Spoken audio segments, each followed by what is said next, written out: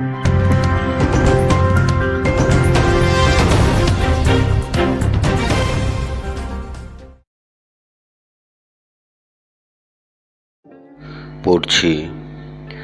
মঈনুল আহসান সাবের রচিত সংসার যাপন উপন্যাসের শেষ পর্ব। যদি চলে যাওয়া যেত, কোথায় সে আমি নিজেও ঠিক জানি না। না জেনেই বেরিয়ে পড়বে। জেনে বেরোনোর অবস্থা কোথায়, তার আগে জানা দরকার বেরোবে কেন, থাকবাই বা কেন। এ তোমার সংসার, তাই টের পাই না তো। এ কথা কেন বলছো? এই সংসার তোমার নিয়ন্ত্রণে নেই, তাই। দেখো, নিয়ন্ত্রণের কথা যদি বলো, আমি বলবো নিয়ন্ত্রণ রাখতে চাই না। কেন? কেন নয়? এই সংসার কেন থাকবে আমার নিয়ন্ত্রণে? আমার 2 ছেলের সংসার হয়েছে। আমার ছোট ছেলের কয়দিন পরে নিজস্ব সংসার হবে। এখন সংসার ওদের। তাহলে তুমি কি করবে? আমি দেখব ওদের সংসার। কি দেখবে ওদের সংসার? ওদের সংসার যাপন। তবু তোমার নিজেরও তো সংসার আছে। ওভাবে যদি বলো, সংসার একটা আছে আমার আর বোরহানের। সেই সংসারের কি খবর? কি আর, বোরহান তো টঙের উপর গিয়ে বসে আছে, নামবে না। না, ওর কি কোনো আয় দায় আছে? ছেলে মানুষ একটা। তা তুমি ও মাঝে মাঝে গিয়ে ওর সঙ্গে থাকলে পারো। বাজে কথা বলো না। এটা বাজে কথা হলো? যার সঙ্গে গিয়ে থাকতে বলছি সে তো তোমার স্বামীই হয় নাকি? হয়, কিন্তু ওকে টঙ্গে গিয়ে উঠতে কে বলেছে?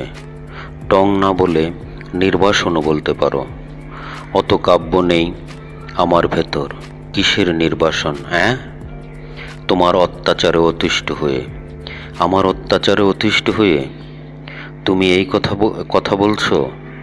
আগে ব্যবস্থা ছিল বনবাসে যাওয়ার, এখন সেই উপায় নেই। এখন সিঁড়ি বাস। দেখো, বোরহান যে উপরে উঠেছে তার সঙ্গে আমার কোনো সম্পর্ক নেই। আচ্ছা, তা কখনো কি খবর নাও ওই সিঁড়িবাসে ও কেমন আছে? ওই সিঁড়িবাস করো না তো। পারলে আমি বনবাসে যেতাম। সত্যি বলছো? হ্যাঁ, একদম সত্যি। প্রতিজ্ঞা করে বলতে পারবে? অতএব অত সব প্রতিজ্ঞা কি দরকার? বুঝতে পারছি তোমার মন খারাপ। এতই যখন বুঝো, বলো তো কবে আমার মন ভালো থাকে? এইভাবে যখন বলছো, বোঝা যাচ্ছে কখনই তোমার মন ভালো থাকে না। কেন জিজ্ঞেস করছো? কেন মানে? মন কেন আমার ভালো থাকবে বলো তো? তোমার যে বয়স, 2 ছেলে ভালো চাকুরে, তৃতীয়টি বখাটে গোছের হলেও বুদ্ধিমান। ইচ্ছে করলেই ভালো কিছু একটা জুটিয়ে নিতে পারে। তুমি সুস্থ, তোমার স্বামী সুস্থ, একটু মান অভিমান তো থাকবেই। এই সময় সব কিছুই মিলিয়ে তোমার সুখী হওয়াই উচিত। তোমার কথার মধ্যে একটা উচিত আছে। ওটাই কথা। উচিত অনেক কিছুই, কিন্তু সে অনুযায়ী হয় কয়টা? এখন কোনো ব্যবস্থা কি করা যায় না? যেন যা উচিত তাই হয়। তাই কি হয় কখনো? আমি নিজেও কখনো অতটা আশা করি না যে যা উচিত তাই হবে, কিন্তু যেটুকু মিনিমাম সেটুকু তো হবে, তাই না? তোমার মূল সমস্যাটা কি বলো তো? মেজাজ খারাপ করে দিও না আমার। তুমি জানো না কি আমার মূল সমস্যা? তোমার একটা সমস্যার কথা জানি, ওটাই মূল কিনা সেটা অবশ্যই জানি না। কি সেটা বলো শুনি। তোমার মেজাজ? আশ্চর্য, আমার মেজাজ কি এতই খারাপ? বেশ খারাপ। তবে যারা তোমার অনেক দিনের পরিচিত তাদের বোঝা উচিত এই মেজাজটাই তোমার সব কিছু নয়। বোঝো তা না? তাহলে না, বোঝার কিছু নয়। তাছাড়া তুমি নিজেই বললে আমি বেশি বুঝি। বেশি বুঝি যখন, তখন ওটুকু তো বুঝতেই হয়। ওরা কেন বোঝে না? কারা? যাদের জন্য আমার এ সংসার এ থাকতে ইচ্ছে করে না। তাহলে ওটাই কি তোমার মূল সমস্যা? কোনটা? আবার উল্টো কিছু বুঝলে না তো? না, ঠিকই বুঝেছি। এই যে এই সংসারে তোমার আর থাকতে ইচ্ছে করে না, সম্ভবত এটাই তোমার মূল সমস্যা। হ্যাঁ, জিজ্ঞেস করবে না কেন আমার এই সংসারে থাকতে ইচ্ছে করে না। করব, অবশ্যই। আমি অনুমান করতে পারি সম্ভবত এই সংসারে সবাই শুধু তোমার মেজাজটা দেখে, এই জন্য। না, হলো না। হলো না? না, একটা সময় ছিল, বুঝেছ। বয়স কম ছিল আমার, রিয়াজ রিপনকে একটু কিছুতেই খুব মারতাম। ওরা ওদের বাবার কাছে গিয়ে বসে থাকতো, আমাকে এড়িয়ে যাওয়ার খুব চেষ্টা করত। আমি খুব কষ্ট পেতাম, ভাবতাম ওরা কেন শুধু আমার মেজাজটাই দেখছে, কেন আমার ভালোবাসাটুকু দেখছে না। ইমনও আমাকে দেখে পালিয়ে যেত। এখনও তো বলতে গেলে তোমার ভয়ে পালিয়েই থাকে। তাই কি পালানোর বয়স কি ওর আছে? তাছাড়া ও তো প্রথম থেকেই একটু ঘাড় তেরা। তা হতে পারে, তবে তোমাকে ভয় পায় এখনো, তুমিও জানো। ভালো, একটু ভয় থাকা বোধহয় ভালোই। তুমি কি বলো? কিছু না। এসব প্রশ্নের উত্তর সরাসরি এক কথায় হয় না, অনেক কিছু জড়িয়ে থাকে। তবে তুমি বোধহয় ঠিক, ভয়টয় থাকা ভালো। যা বলছিলাম, তার রিয়াজ রিপন ইমনের উপর রাগ দেখাতাম, কিন্তু এখন কি আর সে বয়স আছে? না আমার, না ওদের। এখন এক আটটু যে মেজাজ দেখাতাম বলাই ভালো, তা বোরহানের সঙ্গে। কিন্তু সে তো আবার টঙ্গে উঠে বসে আছে। লেখক মানুষ, ওসব কথা বলবে না তো আমাকে। লেখক কি আমি আগে কোনো দিন দেখিনি? দেখেছি। আমি যখন কলেজে পড়ি তখন আমাদের পাশের বাসায় থাকতো না কায়সার ভাই, কবিতা লিখত? কায়সার জামান। কায়সার জামানের কথা মনে আছে তোমার? আশ্চর্য, থাকবে না কেন? পাশের বাসায় থাকতো, কবিতা লিখত, এখনো লেখে। খুব নাম। জানি। ছবি টবি নাম ধাম দেখি পত্রিকায়, টেলিভিশনেও। বোরহান জানে এই কথা?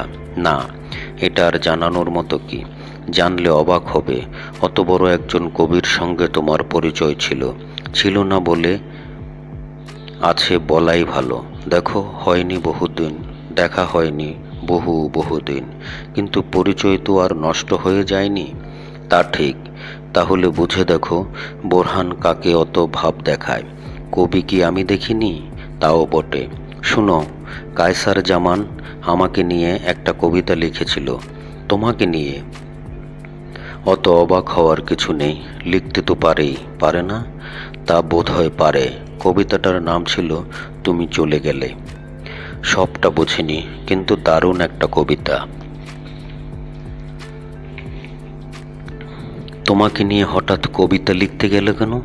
আমরা পাশাপাশি বাসায় থাকতাম তো। মনে তখন হঠাৎ করে আমার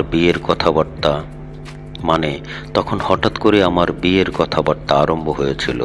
বোরহানের সঙ্গে? না, অন্য এক লোক। ওটা অবশ্যই হয়নি, কিন্তু কি কাণ্ড দেখো। কায়সার জামান কবিতা লিখে বসলো। আমি চলে গেলে, অর্থাৎ আমার বিয়ে ঠিক হয়ে গেলে ওর কি অবস্থা হবে সেই নিয়ে কবিতা। তাহলে কি দাঁড়িয়েছে? কায়সার জামান কি তোমাকে? তুমি দেখো, বোরহান ভাব দেখায় আমাকে, যেন লেখালেখি ব্যাপারটা আমি বুঝি না। যাকগে, যেই কথা বলছিলাম, একটু আধটু মেজাজ দেখাতাম বোরহানের সঙ্গে, তা সে তো এখন টঙ্গে উঠে ঢং দেখাচ্ছে। তাহলে ব্যাপারটা দাঁড়াচ্ছে এরকম, মেজাজ দেখানোর সুযোগ তুমি আর পাও না, এই তো? হ্যাঁ, সে বয়স নেই, পরিস্থিতি নেই। আমার নিজেরও আর চিল্লাচিল্লি করতে ভালো লাগে না। তাহলে কি এই সংসারে কেউ তাহলে এখন আর তোমার মেজাজ দেখে না? সুতরাং শুধু মেজাজ দেখে, ভালোবাসা দেখে না। এই কারণে সংসারের প্রতি বিমুখ নও তুমি? তাহলে কেন তুমি এই সংসারে থাকতে চাও না? বলছি। আর আগে বলিনি, তুমি বিমুখ শব্দটা ব্যবহার করলে এটা ঠিক নয়। আমি কিন্তু এই সংসারের প্রতি এতটুকু বিমুখ নই। নও? না, অতটুকু বিমুখ নই আমি বরং যতটুকু সম্ভব জড়িয়ে থাকতে চাই। কিন্তু তুমি যে বললো এই সংসার থেকে চলে যেতে চাও তুমি। বললাম আমি তো জড়িয়ে থাকতে চাই, সেই জন্যই তো চলে যেতে চাই। বুঝিয়ে বলো। অত বোঝানো যায় না। মাঝে মাঝে মনে হয় আমি নিজেই কত কি বুঝি না। চলে যেতে চাই কেন জানো? জড়িয়ে থাকতে চাই, কিন্তু জড়িয়ে থাকতে পারি না বলে। জড়িয়ে থাকতে চাও, পারো না কেন? কে তোমাকে জড়িয়ে থাকতে দেয় না? কেউ না। কাউকে দায়ী করি না আমি। কেউ বলেনি সংসারে নিজেকে জড়িয়ে রাখতে পারবে না তুমি। তাহলে তুমি জড়িয়ে নেই। এটা কোনো সংসার হলো বলো? এখানে কোনো বন্ধন নেই। কোথায় নিজেকে জড়াবো? কোনো বন্ধন নেই বলছো? বলছি, আমি জানি, তুমিও জানো, বন্ধন ছাড়া সংসার হয় না। এই সংসারে বন্ধন ক্ষয়ে গেল কেন? সময়ের টানে। যদি সহজেই বলতে চাই তবে তাই, কিন্তু সময়ের টানে কিছু বন্ধন যদি ক্ষয়ে যায়ও, নতুন বন্ধনও তৈরি হয়। তা বটে, ওটা আসলে ধারাবাহিক একটা ব্যাপার। এই বাড়িটাতে আমার কি মনে হয় জানো? বলো, এটাকে বাড়ি না বলে ইচ্ছে মানের হোটেল বললেই ঠিক বলা হয়। ইচ্ছে মানের হোটেল মানে ইচ্ছে হোটেল বা হোটেল ইচ্ছে? হ্যাঁ, ইচ্ছে ছাড়া কি? যে যার ইচ্ছা মতো আছে। একজন গিয়ে টঙ্গে বসে আছে। তুমি দেখছি বোরহানের সিঁড়িঘরে উঠে যাওয়া নিয়ে খুব রেগে আছো। না, রেগে থাকবে না। কি করব আমি? বোরহান সিঁড়িঘরে উঠে গেছে, এই আনন্দে আমি নাচবো? সেটা বোধহয় এ বয়সে খুব একটা ভালো দেখাবে না। দৃশ্যটা কল্পনা করতে পারো তুমি? এই বয়সে এই শরীরে তুমি নাচছো? বাজে কথা বলবে না, একদম বাজে কথা বলবে না। কোনো ইয়ার্কি না, ঠিক আছে? কোনো ইয়ার্কি না। তুমিও তা সিরিয়াসলি বলো। ওই যে বোরহান দোতলার ঘর আর তোমার সঙ্গ ছেড়ে সিঁড়িঘরে উঠে গেছে, একা থাকে, এইসব কি খুব স্বাভাবিকভাবেই ঘটেছে? অস্বাভাবিক কোথায়? কি দেখলে তুমি? আমি তো সেটা তোমার কাছ থেকে জানতে চাচ্ছি। কোনো কারণ নেই, অন্য কারণ কিছুই ঘটেনি। তবু একদিন বোরহান বলল সে আর তোমার সঙ্গে থাকবে না, সে একা থাকবে সিঁড়িঘরে। বলো তো, ঘটনাটি কি এভাবেই ঘটেছিল? তা আমি কিছু কথা বলেছিলাম বটে। বোরহান খুব অশান্তির কথা বলতো, আমার ভালো লাগতো না। তোমাকে নিয়ে অশান্তির কথা বলতো? নির্দিষ্ট করে কিছু? দেখো, একটা ব্যাপার, ওই চাইতো দু বউয়ের একবারই ঝগড়া হবে না। ঠিক ঝগড়াও নয়, দু বউয়ের কথা কাটাকাটি সহ্য করতে পারতো না। এটা কি কখনো হয় নাকি? এক বাসায় থাকলে একটু কথা কাটাকাটি, মন কষাকষি হবেই। এই নিয়ে তোমার সঙ্গে লাগলো, তুমি দু বউয়ের পক্ষ নিলে বুঝি? আর বোরহান সিঁড়িঘরে উঠে এলো? না, ঠিক তাও না। রাত জেগে বই পড়তো, মাথায় ভূত চাপলো আর কি। রাত ঘুমের সময় ডিস্টার্ব করলো। তুমি কি বললে তখন?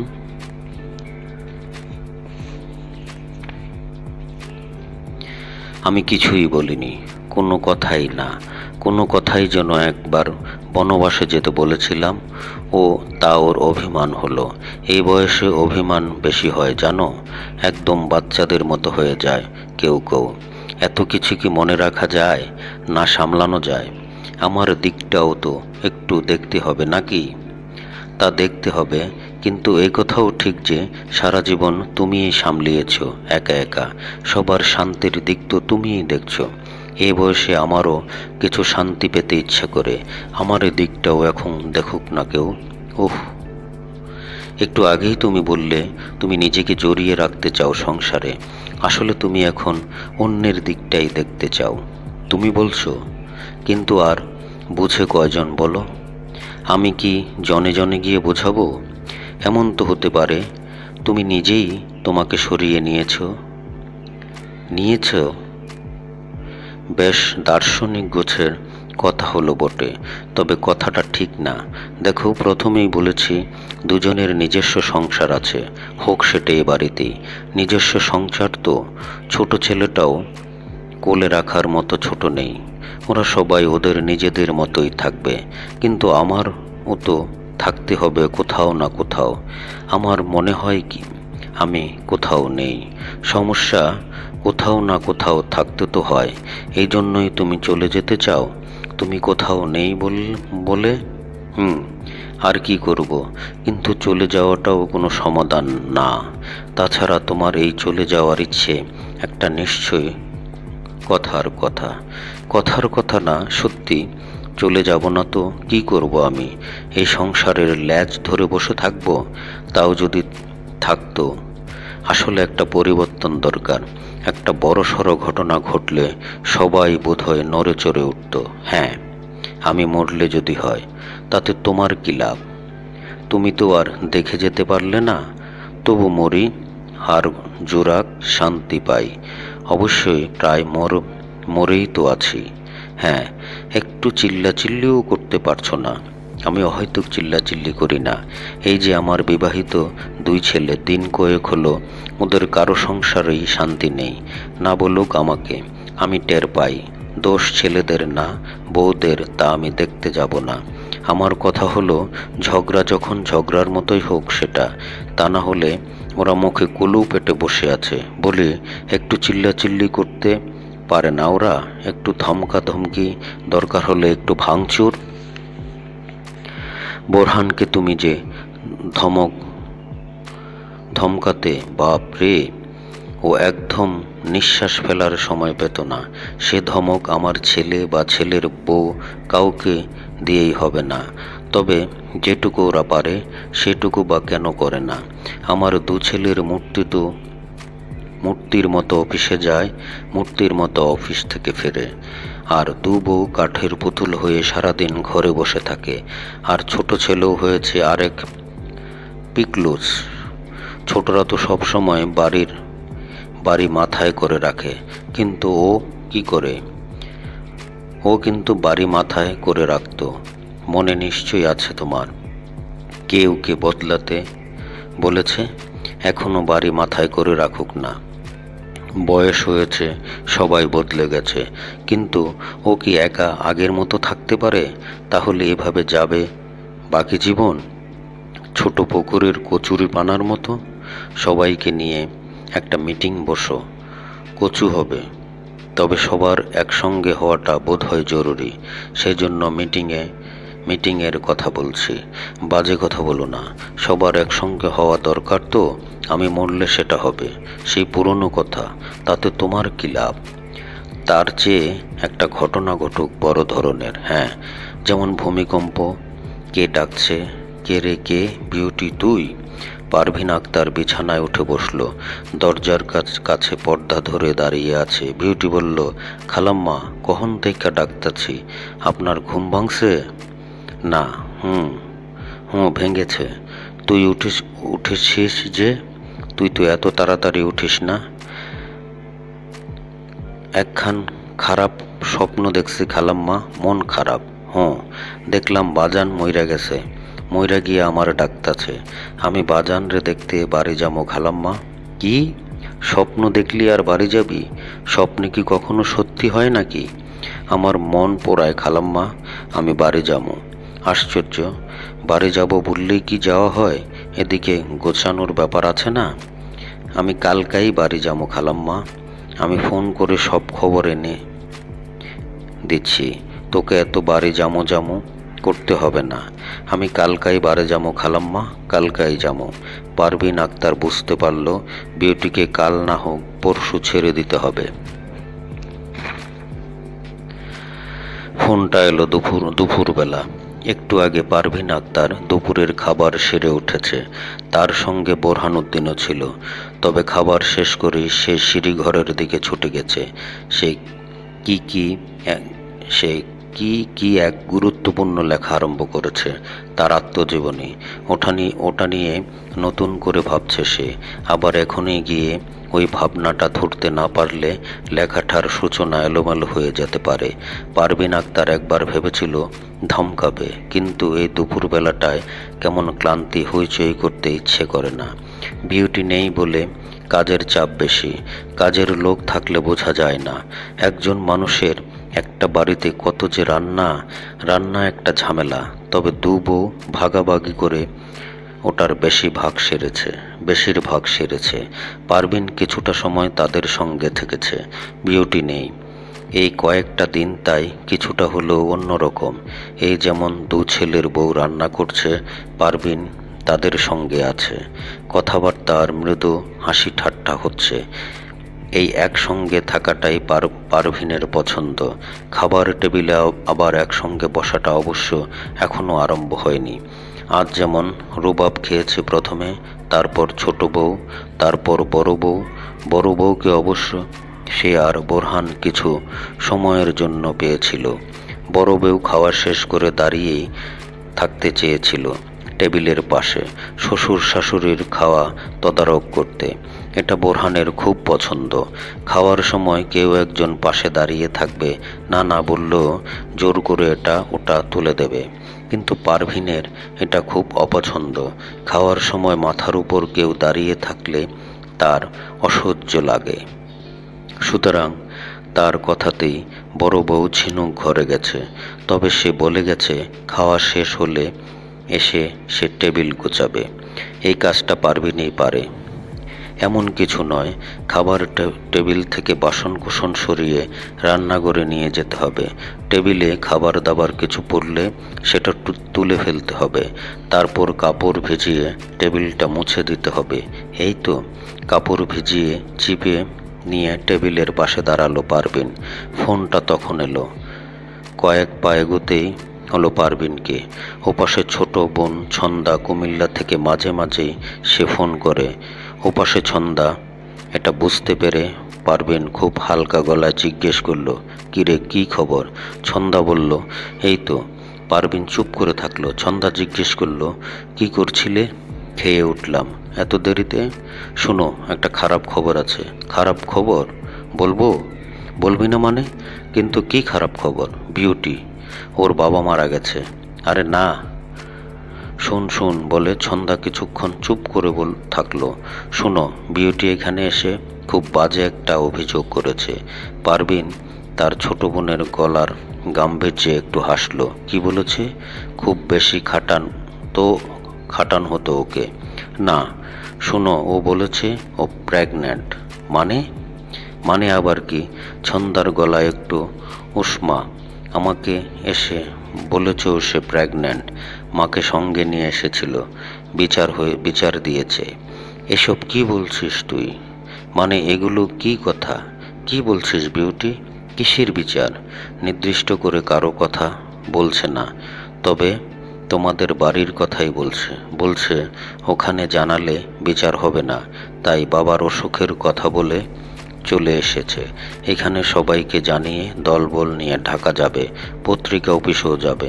পারভিন বোকা বলায় বলল, তুই সত্যি কথা বলছিস? ছন্দা খেপে গেল। আশ্চর্য, আমি তোমাকে মিথ্যা কথা বলছি? না, ঠিক আছে। পারভিনের গলা ভয়ার্থ শোনালো। কি করবে? ছন্দা জিজ্ঞেস করলো। জানি না। পারভিন ফিসফিস করে বলল, বুঝতে পারছি না কার সঙ্গে কি করেছে। এখন এ বাড়ির কথা। বুবু, ও খুব জোর দিয়ে তোমাদের বাড়ির কথা বলছে। ঘটনা সত্যি না হলেও ভাবে কেউ বলতে পারে না। ও জোর না থাকলে কি করে বলে দলবল নিয়ে তোমাদের ওখানে যাবে? ছন্দা এখন কি করবে? পারভিন কেঁদে ফেলল। ওই উদ্ভ্রান্তের মতো এদিক ওদিক তাকালো। আহ, কাঁদছ কেন তুমি? এমনও তো হতে পারে ও মিথ্যা কথা বলছে। তুই না বললি ও খুব জোর দিয়ে বলেছে? তা বলেছে। শোনো, ঘটনা সত্যি হলেও আমাদের মনে জোর রাখতে হবে, কিছু না কিছু করতে। মানে কোনো না কোনোভাবে ওটা মিটিয়ে ফেলতে হবে, তাই না? আমি এদিক ওদিক দেখি, ওরা এসে ঘটনা বললেই তো হলো না, আর তুমি ওদিকে দেখো। আমি এদিকে কি দেখব? তাও ঠিক, শোনো, দেখো বের করতে পারো কিনা কে ওই কাজটা করেছে। ছন্দা, ওঠা সুখুর কাজ না তো? সুখুকে? মানে আমাদের সুখু? হ্যাঁ। ও না 6 মাস 9 মাস আগে তোমাদের বাসা থেকে চলে এসেছে? আরে গিয়েছিল না? তাহলে আমাদের এক স্বভাব হলো, আমরা প্রথমেই অন্যের উপর দোষ চাপাতে চাই, নিজেদের রাখতে চাই আড়ালে। শোনো বাবু, তুমি দেখো কে ওই কাজটা করেছে, কে ওই কাজটা করেছে। পারভিন খাবার টেবিলে মুখ গুজে কাঁদতে আরম্ভ করলো, আর কান্নার আওয়াজে প্রথমে বড় বউ বেরিয়ে এলো, তারপর ছোট বউ। আর শাশুড়িকে কাঁদতে দেখে অবাক। কি হয়েছে মা, কি হয়েছে, শরীর খারাপ? পারভিন আরও কিছুক্ষণ কেঁদে চোখ মুছে মুখ তুলল। একটা খারাপ খবর মা। দু বউ একটু চমকালো, তারা পরস্পরের দিকে তাকালো, তারপর শাশুড়ির দিকে। কি খারাপ খবর মা? কুমিল্লা থেকে ছন্দা ফোন করেছিল। আমি কিভাবে এই কথা বলি তোমাদের?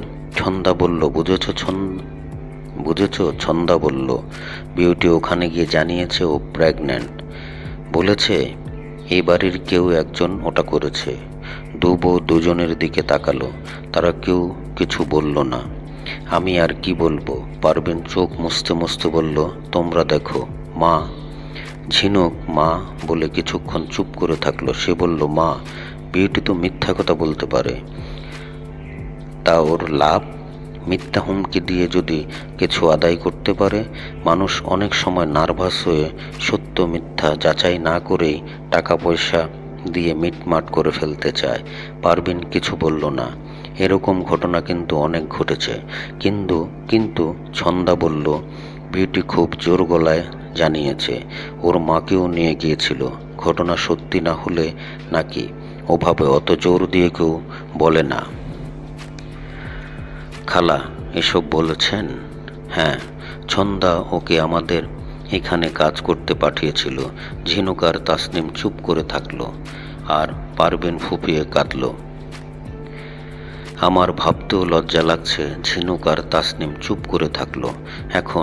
এখন যদি বিউটি ওর আত্মীয় স্বজন নিয়ে এসে এ বাড়ির সামনে হই হুল্লোড় জুড়ে দেয়, লোকজন জেনে যাবে, সবাই পত্রিকায় উঠবে, তখন কি হবে ভাবতে পারো তোমরা?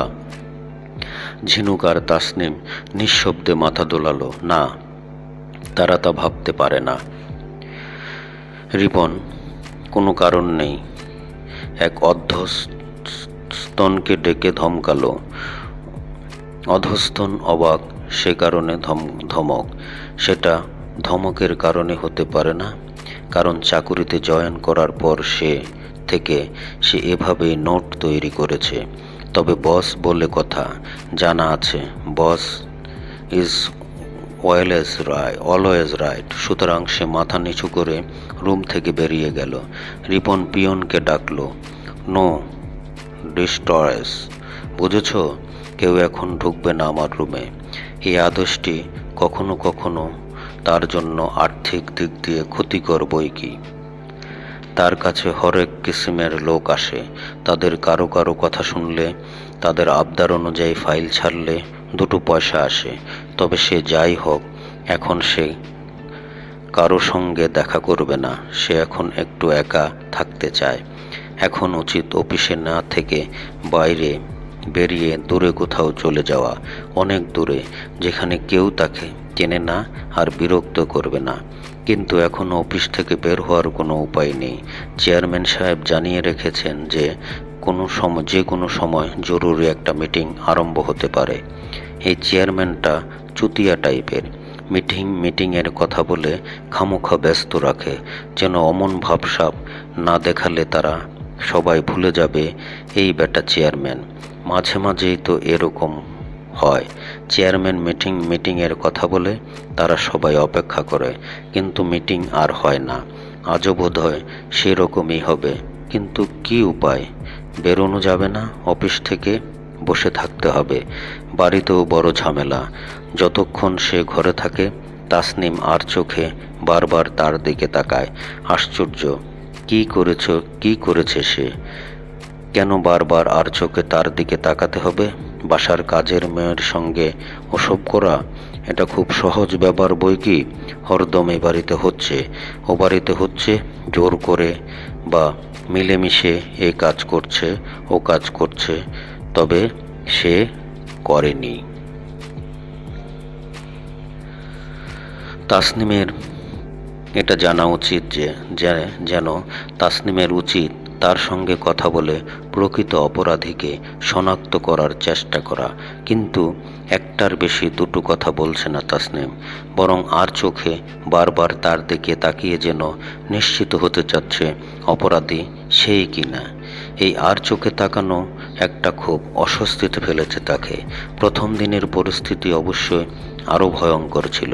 সন্ধ্যার কিছু আগে সে যখন বাসায় পৌঁছল, মনে হলো বাড়ির সবার পক্ষপাত হয়েছে। কি হয়েছে সে জানতে চাইলে তাসনিমের কাছে।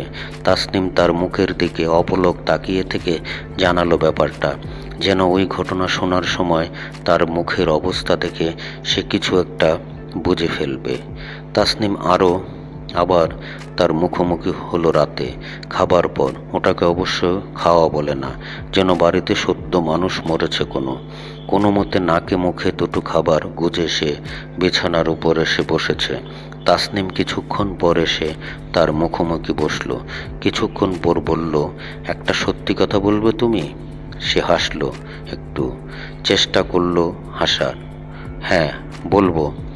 তুমি কি আমাকে ভালোবাসো? খুব গম্ভীর এবং জটিল হয়ে উঠেছিল পরিস্থিতি। সে চাইল একটু সহজ করতে বলল, তোমাকে ভালোবাসি না মানে? আমার জীবনের লক্ষ্যই তো ওটা, তোমাকে ভালোবাসা। বাজে কথা বলবে না। তোমার ইয়ার্কি শোনার জন্য আমি তোমার সামনে এসে বসিনি। একটুক্ষণ চুপ করে থেকে সে বলল, বাসি তাসনিম, এটা তোমার নিজেরই বোঝা উচিত। বিউটির উপর ব্যাপারটার সঙ্গে তোমার কি কোনো সম্পর্ক আছে? ছি ছি, এসব তুমি কিভাবে বলছো? আমি তোমার কাছে জানতে চাচ্ছি। না, কখনো না। এখন কিন্তু ফেস্টের মাধ্যমে খুব সহজেই বের করে ফেলা যায়। যাওয়া উচিত, নিশ্চয় যাবে। কিন্তু তুমি আমাকে এসব কথা বলছো আমি ভাবতে পারছি না। সে ভেবেছিল তাসলিম কিছুটা নিশ্চিন্ত হবে, না রিপন কাজটা করেনি। বিশেষ করে সে যখন অত জোর দিয়ে বলছে, আর সত্যিই তো সে কিছুই করেনি। তাসনিম এখন আর কথা বলছে না ওই বিষয় নিয়ে তো নয়, তবে ওর আর চোখ তাকানোটা যে সে বজায় রেখেছে। কেন বাবা? বাসায় আরও দুজন আছে, রিয়াজ আর ইমন। ওদের নিয়ে কি কোনো সন্দেহ নেই তাসনিমের? এ তো খুব সহজেই অনুমান করে নেওয়া যায়। কাজটা ইমনের। বয়স হয়েছে, বিয়ে করেনি, বাসায় থাকার সময় সুযোগও বেশি। ওর পক্ষেই এমন একটা কাজ করা সহজ। তা বাবা, করলি কাজটা হয়তো নিয়মিতই করতি তুই। একটা প্রোটেকশন নিবি না এখন? ওসব সময় কি একদম বেহুশ হয়ে যেতে হয়? ভবিষ্যতের কথা মনে থাকে না? এটা কি ছেলে মানুষই?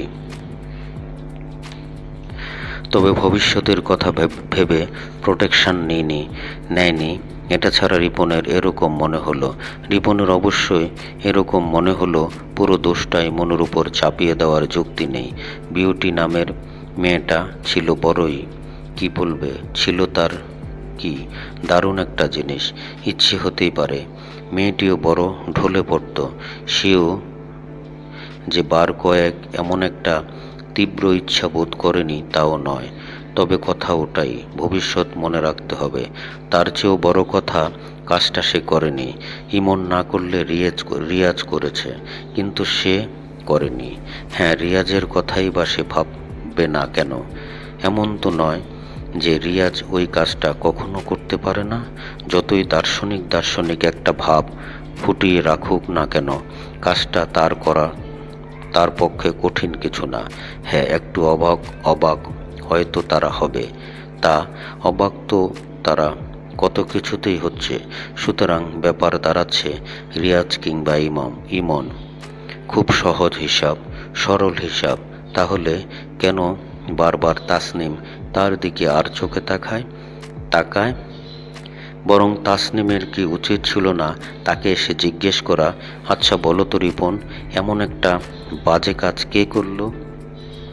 তখন চিন্তিত হয়ে যেত রিপন। আমিই তো ভাবছি, কিন্তু কিছু বুঝতে পারছি না, ভাবা যায় না। এরকম একটা ঘটনা ঘটবে ভাবা যায় না। এখন মান সম্মান যাবে। তবে এটা ঠিক করতে হবে যে এর জন্য দায়ী, তাকে এ বাড়ি থেকে বের হয়ে যেতে হবে। রিপনের মুখে এমন কথা শুনলে তাসলিম খুশি হতো। তাসলিম নিশ্চয়ই খুশি হতো এবং ভাবত, রিপন যখন এত জোরে কথা বলছে তখন নিশ্চয়ই এই ঘটনার সঙ্গে তার কোনো সম্পর্ক নেই। কিন্তু তাসনিম ওই বিষয়ে তার সঙ্গে কোনো কথা বলবে এমন সম্ভাবনা শূন্য। সে যা করেছে তা হলো বারবার আর চোখে তাকানো। কেন তাকে সন্দেহ? কারণ ভাবতে গিয়ে রিপন থেমে গেল।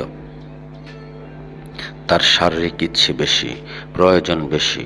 এই অভিজ্ঞতা আছে তাসনিমের। ওই অভিজ্ঞতার উপর ভিত্তি করে সে কি অমন এক সিদ্ধান্তে পৌঁছেছে? তাহলে কি সে বাইরে বাইরে যা যা করে বেড়ায় সে সম্পর্কে ধারণা আছে তাসনিমের? তাসনিম তার বাইরের সঙ্গগুলোর কথা জেনে গেছে। এই ধারণার পেছনে তেমন কোনো যুক্তি সে দাঁড় করাতে পারল না। কিন্তু তার ক্রমাগত ওরকমই মনে হতে লাগলো।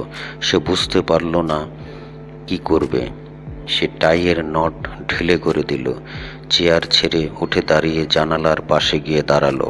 সে ঠিক করলো বিউটির মুখ থেকে শুনতে নিশ্চিত হওয়ার পর সে দোষী যে তার বিরুদ্ধে মানসিক শান্তি নষ্ট করার জন্য মামলা ঠুকে দেবে এবং কতক্ষণ অকথ্য ভাষায় গালিগালাজ করবে। এসব ভেবেও সে অবস্থা সুস্থির হতে পারল না, বরং এই ভয়টা তার গাঢ় হলো। তাসনিম সব জেনে গেছে। কেন আমি ওসব করতে গিয়েছিলাম? কয়েক মুহূর্তে তৃপ্তি মাত্র নিজেকে বলল, তাছাড়া উচিত হয়নি আমার। ঘরের বউয়ের প্রয়োজন যদি কম হয় তবে সেটাও কনসিডার করা উচিত। আর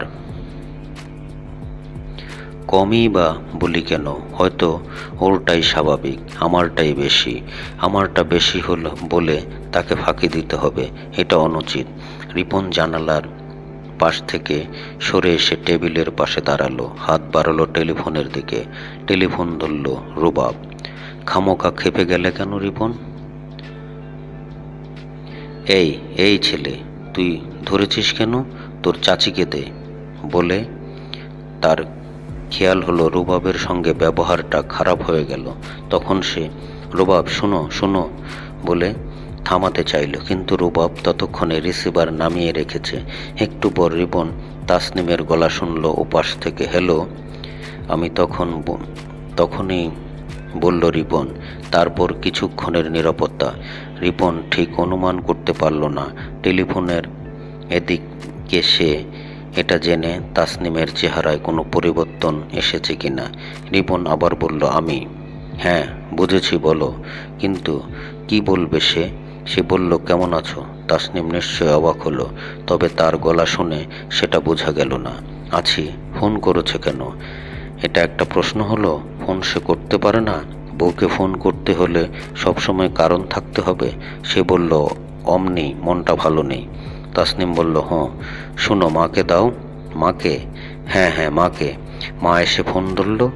বেশ কিছুক্ষণ পর, হ্যালো রিপন। হ্যাঁ মা। কি করছিলে? নামাজ পড়ছিলাম। তুই ফোন করেছিস কেন? অমনি মনটা ভালো নেই মা। খালা আর ফোন টোন করেছিলেন? না। আমার চিন্তা বাড়ছে। এদিকে আমাদের ফোনটা থেকেও আউট হচ্ছে না, যাচ্ছে না।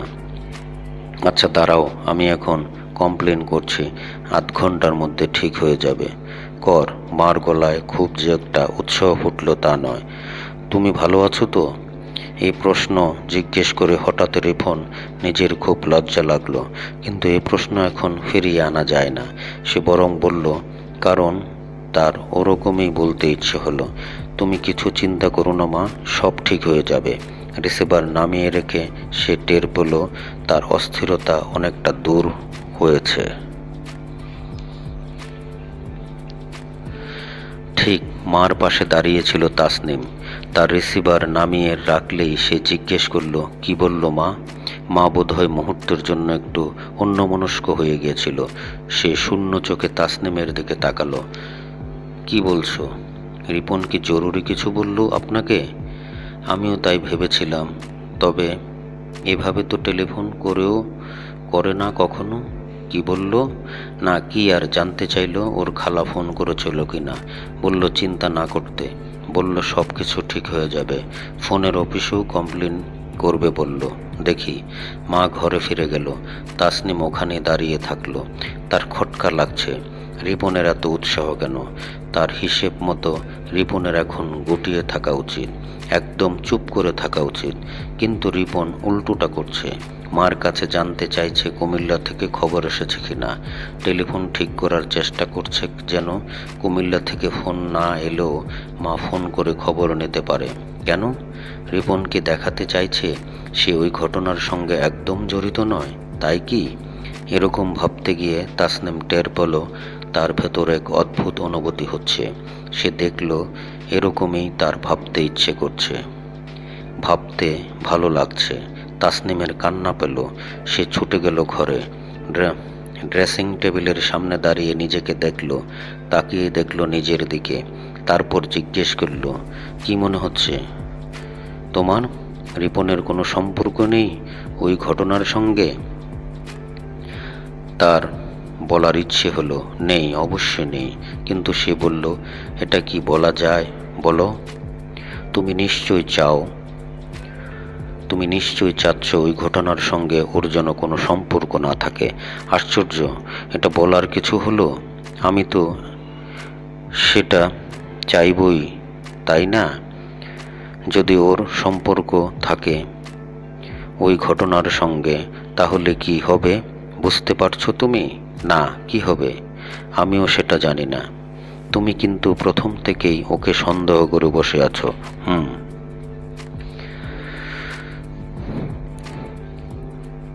কিন্তু এ বাসায় তো ওই কাণ্ডটি ঘটানোর মতো আরও লোক আছে নাকি? তা আছে। তাহলে সব সন্দেহ নিজের স্বামীর উপর গিয়ে পড়ল কেন? সে তো আমিও ঠিক জানি না। ওর ওই ইচ্ছেটা বেশি। বিউটির ব্যাপারেও ওর উৎসাহ লক্ষ্য করতাম। আর তুমি সিদ্ধান্তে পৌঁছে গেলে? ওর আচরণে কিছু টের পেয়েছ? না, তবে ওই ঘটনা শুনে খুব দমে গিয়েছিল। তখন আমার সন্দেহটা বেড়েছিল। এখন আবার ছুটে আয়নার সামনে দাঁড়ালে আমি বুঝতে পারছি না ও এত জোরে পাচ্ছে কি করে। ও জড়িত হলে ওর তো একদম গুটিয়ে থাকার কথা, তাই না? নাকি নতুন একটা মুখোশ পড়েছে, নিজেকে নির্দোষ বোঝানোর জন্য বেশি উৎসাহ দেখাচ্ছে? আমি ঠিক বুঝতে পারছি না। আমার এখন মাঝে মাঝে মনে হচ্ছে ও দায়ী না, কিন্তু কেউ তো একজন দায়ী, তাই না? কে? সে আমি জানি। তবে তুমি তো বললে এই বাসায় এই কাণ্ডটি ঘটানোর মতো আরও লোক আছে। তা আছে, আমার ইমনের কথা ভেবে দেখতে পারি। বিউটি একা যেত ওর ঘরে, যেত। নিচে কিছু ঘটলে উপরে কিছু টের পাওয়া যাবে না। তবে উপরে কিছু ঘটলে কেউ টের পাবেই এমন নিশ্চয়তা নেই। তুমি রিয়াজ ভাইয়ের কথা বলছো? তুমি শুক্রবারের কথা ভেবে দেখো। ঝিনুক ভাবি চলে যায় বাবার বাড়ি। অনেক শুক্রবার মাও কাজে বের হন। বাসায় থাকো তুমি তো তোমার ঘরে থেকে বের হও না, কত সুযোগ। কিন্তু রিয়াজ ভাই মানুষটা বড় নরম, অন্যরকম। নরম মানুষের কি ওই কাজটা করে না? ভেজা বেড়াল বলেও একটা কথা আছে। রিয়াজ ভাইকে ভেজা বেড়াল ভাবতে তোমার কেমন লাগছে? ঠিক আছে, ভেজা বেড়াল, ওই শব্দ দুটো বাদ। কিন্তু রিয়াজ ভাইকে দিয়েও তো কাজটা সম্ভব, তাই না? এইসব ক্ষেত্রে অসম্ভব বলে কোনো কথা নেই। বিশ্বাস করো, এসব ভাবতে আমার একটু ভালো লাগছে না। স্বাভাবিক, ব্যাপারটা নোংরা, মনের শান্তি কেড়ে নেওয়ার মতো যথেষ্ট নোংরা। কি করি বলো তো? বড় অস্বস্তি লাগে আমার, বড় অস্বস্তি। কি করবে তুমি? আমি জানি না। কিছুক্ষণ অন্যদিকে তাকিয়ে থাকলো তাসনিম। তারপর আবার ফিরল আয়নার দিকে। কিছুক্ষণ সে দেখল নিজেকে, একটু হাসার চেষ্টা করলো। একটা সত্য কথা বলবো? বলো। ওই যে তুমি বললে না ওসব ক্ষেত্রে অসম্ভব বলে কোনো কথা নেই। হ্যাঁ, বললাম। তারপর থেকে আমার শুকুর কথা মনে হচ্ছে। আমার ভয় করছে। ভয় ভয় কেন? আমার মনে হচ্ছে বিউটির ওই ঘটনার জন্য ইমন যদি দায়ী হয়, ভালোই তো। তাহলে তো রিপন আর দায়ী হচ্ছে না। না, ভালো না। মনে হচ্ছে সবাই যখন ধরবে ইমনকে, ও তখন চেঁচিয়ে উঠবে, আমাকে যেন শুধু তোমাকে দোষী করছো কেন ছোট ভাবি? ও তো শুকুর সঙ্গে, ওটার কিছু হবে না। তুমি এমন কিছু করনি শুকুর সঙ্গে। যা হয়েছে ওটা একটা দুর্ঘটনা। তুমি আমি সেটা বললে হবে? কেউ শুনবে সেটা? ইমন বলার ছেলে না। বলার হলে সে অনেক আগেই বলে দিত। আমি জানি না, আমি কিছু বুঝে উঠতে পারছি না। আমার বারবার শুধু এরকম মনে হচ্ছে এবার শুকুর কথা সবাই জেনে যাবে। কিন্তু যদি এমন হয় ও কথা জানলো না কেউ, বরং দেখা গেল বিউটি ওই ব্যাপারটার সঙ্গে জড়িয়ে আছে রিপন। একটুক্ষণ আয়নার দিকে তাকিয়ে থাকলো তাসনিম।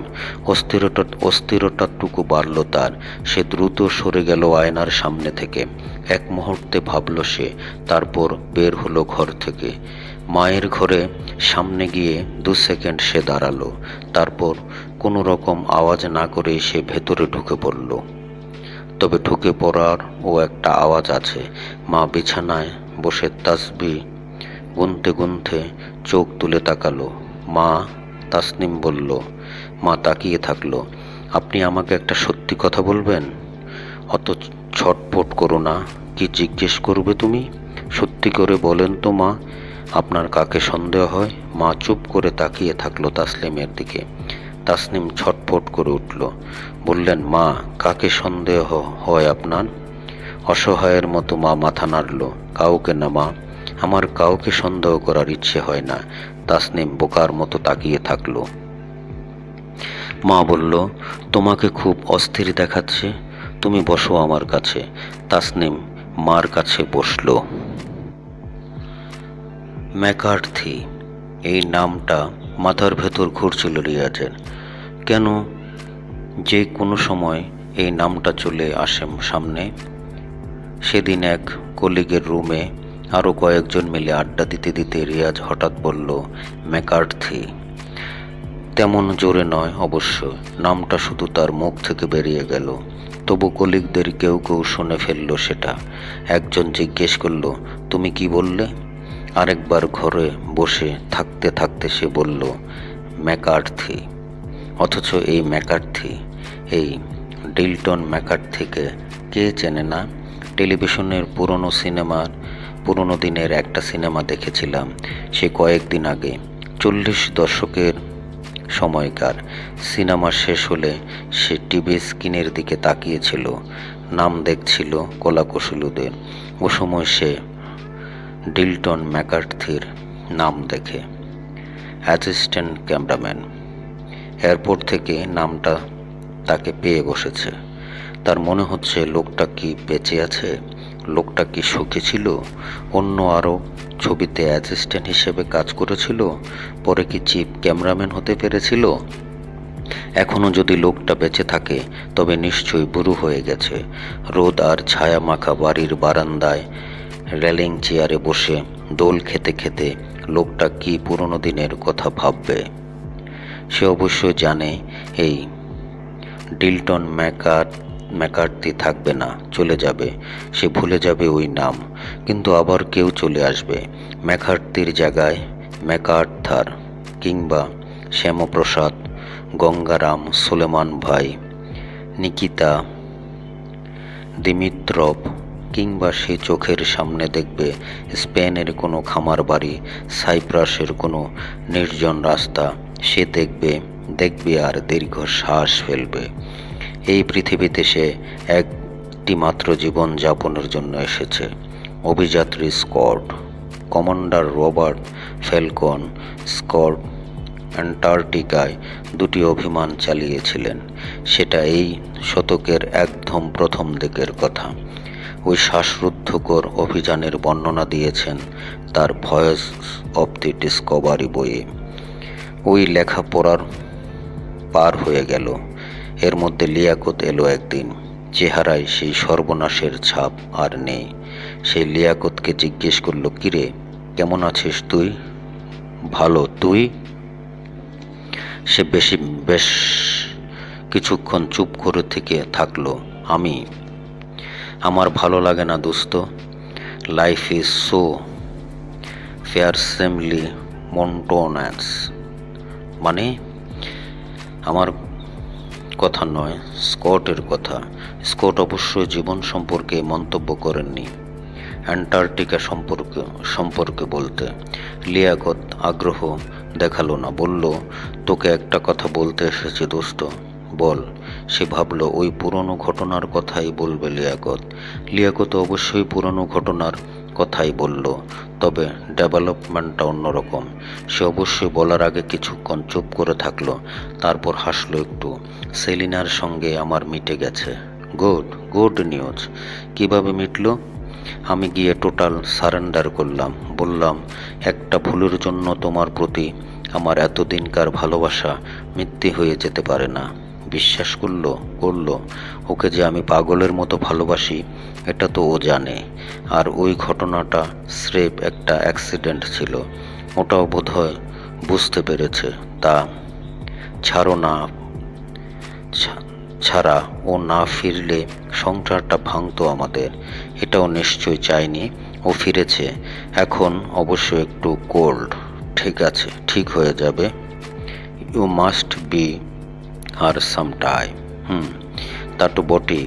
ও ফিরেছে, আমার জীবনের সবচেয়ে বড় চিন্তাটা গেছে। স্বাভাবিক, এত সুখের সংসার তোদের। একটা কথা বলি দোস্ত, জানি না তুই কিভাবে নিবি। তুই বললি তোকে, কাউকে না বললে। এত ভনিতা করিস কেন? আমি মানে আমি আর মেরিনা, মানে সেলিনার ছোট বোন আর কি। তারা এখন রেগুলার সেক্স করছে। মানে?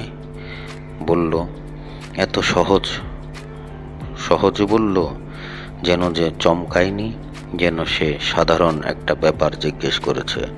না, করে পারছি না, থাকতে পারছি না। এটা পাপ, অন্যায়, আমি জানি, মেরিনা জানে, কিন্তু এটা আমরা করছি বাইরে রেগুলার।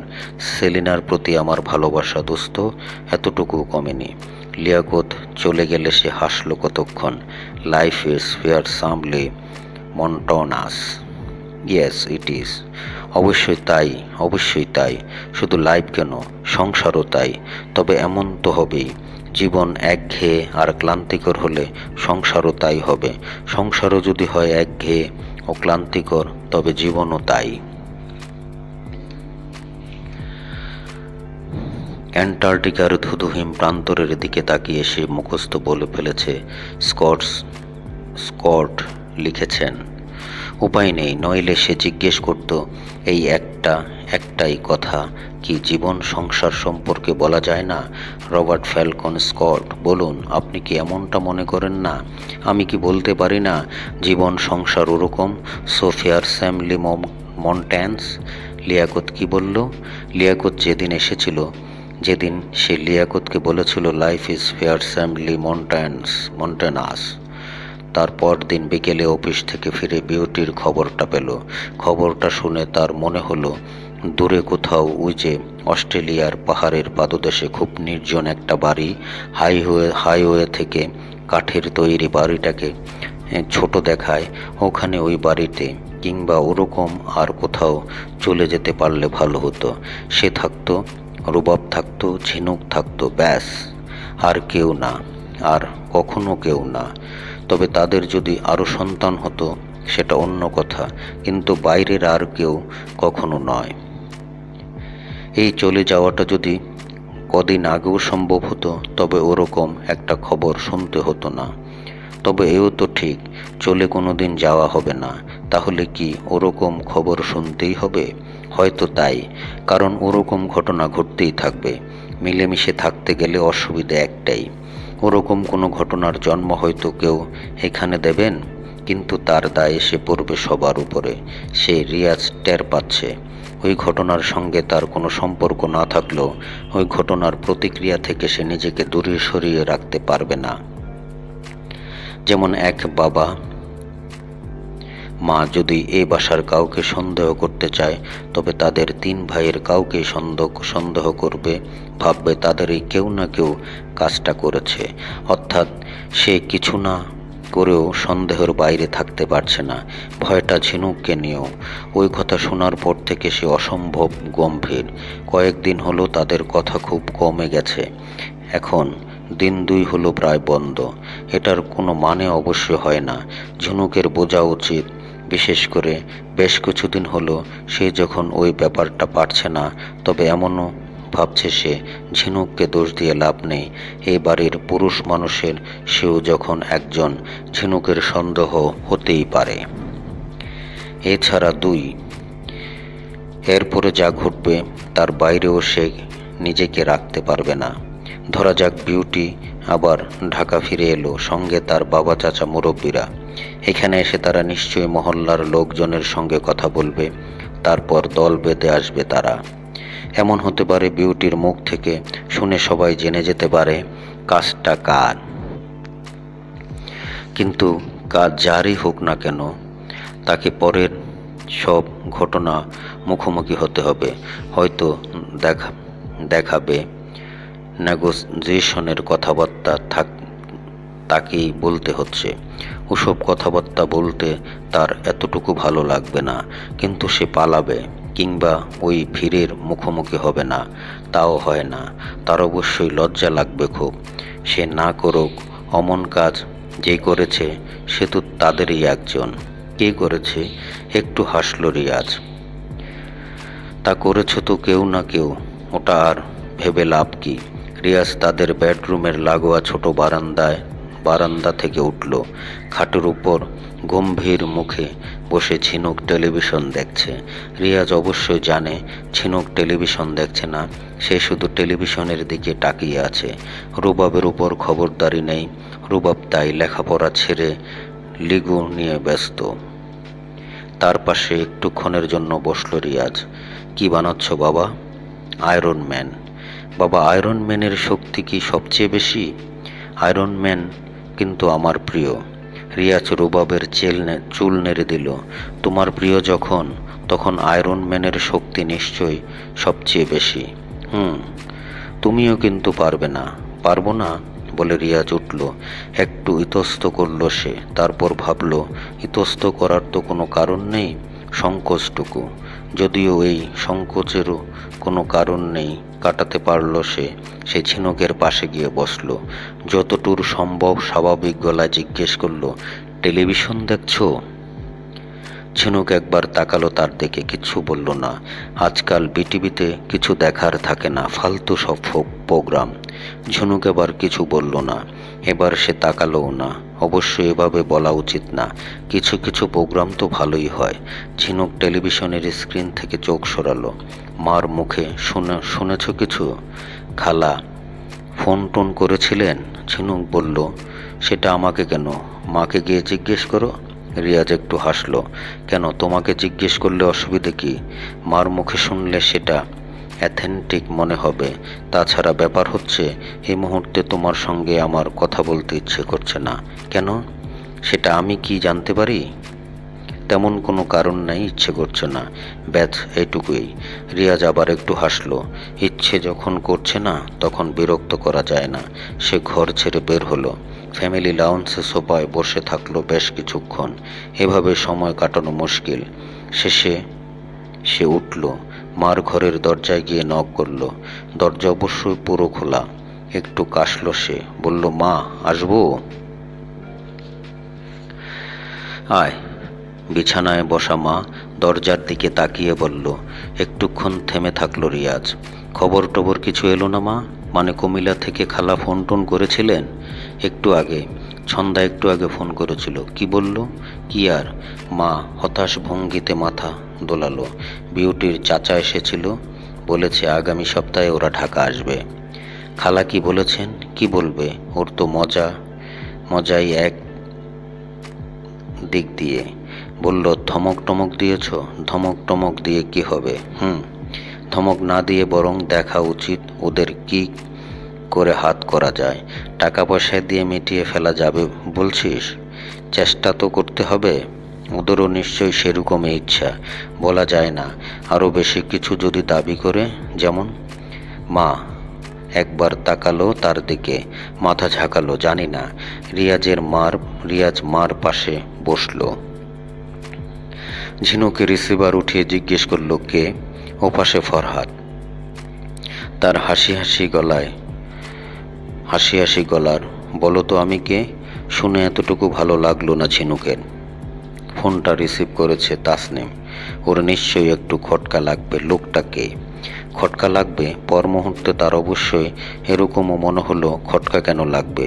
খটকা লাগার তো কোনো কারণ নেই। কারণ একজন পুরুষ ফোন করলেই ব্যাপারটা সন্দেহজনক হবে, এটা কখনো হতে পারে না। কারণ সে পুরুষ। অনেকেই হতে পারে, আপনজনও অনেকেই, বাবা, ভাই, কোনো আত্মীয় কিংবা কোনো পরিচিত জন হলেই বা অসুবিধা কি? সুতরাং ফরহাদের ফোন নিয়ে চিন্তিত হওয়ার কিছু নেই। তবে সে বিরক্ত হয়েছে। ওপাশে ফরহাদ। এটাই সে বিরক্ত হয়েছে। ফরহাদ কেন তাকে খামোকা ফোন করবে?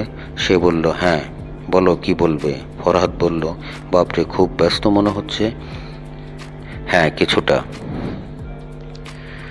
প্রতিসেবা করছিলে বলে মনে হচ্ছে। তুমি কি বলবে বলো তো? তোমার পতি কি বাসায়? না থাকলে কি হবে? অনেকক্ষণ গল্প করতাম। সেটা থাকলেও করা যাবে, কিন্তু তুমি কি জন্য ফোন করেছো? এই গরিবের ফোন করার আর কি কারণ? ওই যে তুমি বলেছিলে না আমার সঙ্গে একদিন বেরোবে। ঝিনুক বললে, ফরহাদ আমি তোমাকে জানাবো, রাখি। রিসিভার নামিয়ে রেখে ঘরে ফিরল না ঝিনুক। সে বসলো ফ্যামিলি লাউঞ্জে। এক অদ্ভুত অস্বস্তি আরম্ভ হয়েছে। রিয়াজের সঙ্গে তার বেশ কিছুদিন শারীরিক সম্পর্ক নেই, এমন নয় যে তারা প্রতিদিন মিলিত হয়। তবে ব্যাপারটা মোটামুটি নিয়মিত ছিল তাদের মধ্যে। এখন রিয়াজ পারে না, তাদের মিলন বন্ধ হয়ে আছে। এটা একটা ভয়ানক অস্বস্তি, আবার ক্ষোভও বই কি। তার মাঝে মাঝে মনে হয় কিছুই তো পারে না, ওটাও পারে না। বিউটির কথা শোনার পর থেকে স্বাভাবিক তার অস্বস্তির আরও বেড়েছে। পাশাপাশি একটা অদ্ভুত ব্যাপার, বিউটির কথা ভাবতে গেলেই সে দেখছে রিয়াজের শিথিল শরীর। রিয়াজ নিজেকে গুটিয়ে নিচ্ছে। বিউটির কথা ভাবতে গেলেই সে দেখছে ব্যর্থ চেষ্টার পর রিয়াজের হতাশ লজ্জিত মুখ। এরকম কেন মনে হচ্ছে? বিউটি কমাসের প্রেগন্যান্ট, সেটা জানতে পারলে উপকার হতো। সে একটা হিসেব কষে নিতে পারত। বিউটির প্রেগন্যান্সির সঙ্গে রিয়াজের উত্থানহীনতার কোনো সম্পর্ক আছে নাকি? এমন তো হতে পারে বিউটির সঙ্গে শারীরিক সম্পর্ক স্থাপনের পর অপরাধ বোধে রিয়াজ তার উত্থান হারিয়েছে। এমন কি হতে পারে না? পরে ঝিনুক মাথা দোলালো, খুব পরে। কিন্তু বিউটি কমাসের প্রেগন্যান্ট, এটা সে কাকে জিজ্ঞেস করবে? এমন নিশ্চয় নয় খালা শাশুড়ি সেটা জেনেছে এবং এ বাড়িতে জানিয়েছেন। তবে আগ্রহের কারণে বিউটির কাছ থেকে জানতেও পারেন তিনি, তারপর জানতেও পারলেন এ বাড়িতে। কিন্তু যদি জানিয়ে থাকেন, সে কি করে সেটা জিজ্ঞেস করবে শাশুড়িকে? নাকি কথায় কথায় জিজ্ঞেস করা যায়? একটা ধারণা অবশ্য করে নেওয়া যায়, একদম প্রাথমিক অবস্থায় বিউটি নিশ্চয় নয়। কারণ তার নিশ্চিত হওয়ার ব্যাপার আছে। হয়তো 2-3 মাস গেছে, তারপর নিশ্চিত হয়ে জানিয়েছে। তা রিয়াজের উত্থানহীনতার শুরু বোধ হয় ওরকম সময় থেকেই। ঝিনুক উঠল। সে গেল ঘরে রিয়াজের সামনে। শোনো, সে বলল, কবে থেকে তুমি পারছো না? রিয়াজ প্রশ্নটা বুঝতে পারল না। কি? কবে থেকে তুমি পারছো না মানে? এটা আবার মানে কি? এটা একটা প্রশ্ন? তোমার কাছে উত্তরটা জানতে চাচ্ছি। ছি, তাই বলে এভাবে তুমি জিজ্ঞেস করবে? কিভাবে জিজ্ঞেস করব? এটা কি এমন কোনো ব্যাপার যে মায়া ভরা গলায় জিজ্ঞেস করতে হবে? তুমি নোংরা, তুমি পরিষ্কার মনে করেছো? মনে তো থাকা উচিত। হ্যাঁ, ক্যালেন্ডারে রেখেছি 1 বছর হলে পত্রিকায় বিজ্ঞাপন দেবো। ছি, এখন তোমার সঙ্গে আমার কথা বলতে ইচ্ছা করছে না কেন? লজ্জায়? রিয়াজ অন্যদিকে তাকালো। ঝিনুকের আর সেখানে দাঁড়ানোর ইচ্ছে হলো না। সে বের হয়ে ফ্যামিলি লাউঞ্জে বসলো কতক্ষণ। অস্থির লাগলো তার। সে উঠে দাঁড়ালো, মার ঘরে গেল। মা ঘরে নেই। ঝিনুক মাকে খুঁজতে গেল রান্নাঘরে। মা ওখানেও ব্যস্ত দেখে বলল, মা রান্না তো সব করে রেখেছি। মা সামান্য হাসলো। কিন্তু ডিম ভাজি? একটা সবজি করি। শুধু ডিম ভাজি তো মা আপনিই করতে পারেন। একটা সবজি করতে হবে, সেটা আমাকে বা তাসনিমকে বললেই হতো। আপনি কেন এসেছেন? বসেই তো ছিলাম। একটা সবজি করতে আর কতক্ষণ? ঝিনুক সামান্য হাসলো। শ্বশুর শাশুড়ি আসলে কিছু একটাই থাকার চেষ্টা। এখন সে চেষ্টা অবশ্যই তার আছে। সে ঠিক করলো এখন যতক্ষণ মার রান্নার কাজ শেষ না হচ্ছে ততক্ষণ সে এখানেই থাকবে। মা সবজি ধুতে ধুতে তার দিকে ফিরল। তুমি না হয় এখানে থাকো, আমি একটু সাহায্য করো, আমাকে একটু সাহায্য করো। কাফরুলের জমিটা স্বপ্নে দেখল ইমন। স্বপ্নটাও অদ্ভুত। সে মার কাছে এসে বসেছে। মা, এখন নিশ্চয়ই আমার উপর তোমার রাগ নেই? অভ্যাস মতো মা তার দিকে ফিরে তাকাবে না, তার কথা শুনবে না। মা, তুমি কি আমার কথা শুনবে না? কি এমন মহাকাণ্ড তুই করেছিস যে তোর কথা আমার শুনতেই হবে? একটা ভালো কাজ করছি মা, এবার নিশ্চয়ই তুমি আমার উপর খুশি হবে। মা কিছু বলবে না। আমি অযোগ্য, এটা আর তুমি বলতে পারবে না। ভালো, তেমন কিছু হলে খুশি তো আমিই হব। তোমাকে একটু আমার সঙ্গে কাফরুলের জমিতে যেতে হবে। কেন? কি রাজকার্য আছে সেখানে? চলো মা, গেলেই দেখতে পাবে। মা যাবে তার সঙ্গে। কাফরুলের জমি একটা সুড়ঙ্গের মতো। এই সুড়ঙ্গ দিয়ে তারা নেমে যাবে নিচে। নিচে ধূর্ত চেহারার কয়েকটা লোক। তাকে দেখে তারা উঠে দাঁড়াবে। ইমন মাকে বলবে, এরা সবাই আমার কারখানার স্টাফ। মা বেশ অবাক। কিসের কারখানা তোর? আর্মসের কারখানা মা। প্রায় সব ধরনের আর্মস বানাই। আর এরা যা দক্ষ, সাপোর্ট পেলে ট্যাঙ্ক পর্যন্ত বানিয়ে ফেলতে পারবে। তবে আপাতত ওটা বিক্রি করতে পারবো না। অন্য জিনিসের কিন্তু খুব ডিমান্ড। আমরা সাপ্লাই দিয়ে কুলিয়ে উঠতে পারি না। মা তখন চুমু খাবে ইমনকে। স্বপ্নটা এ পর্যন্ত দেখেছে সে।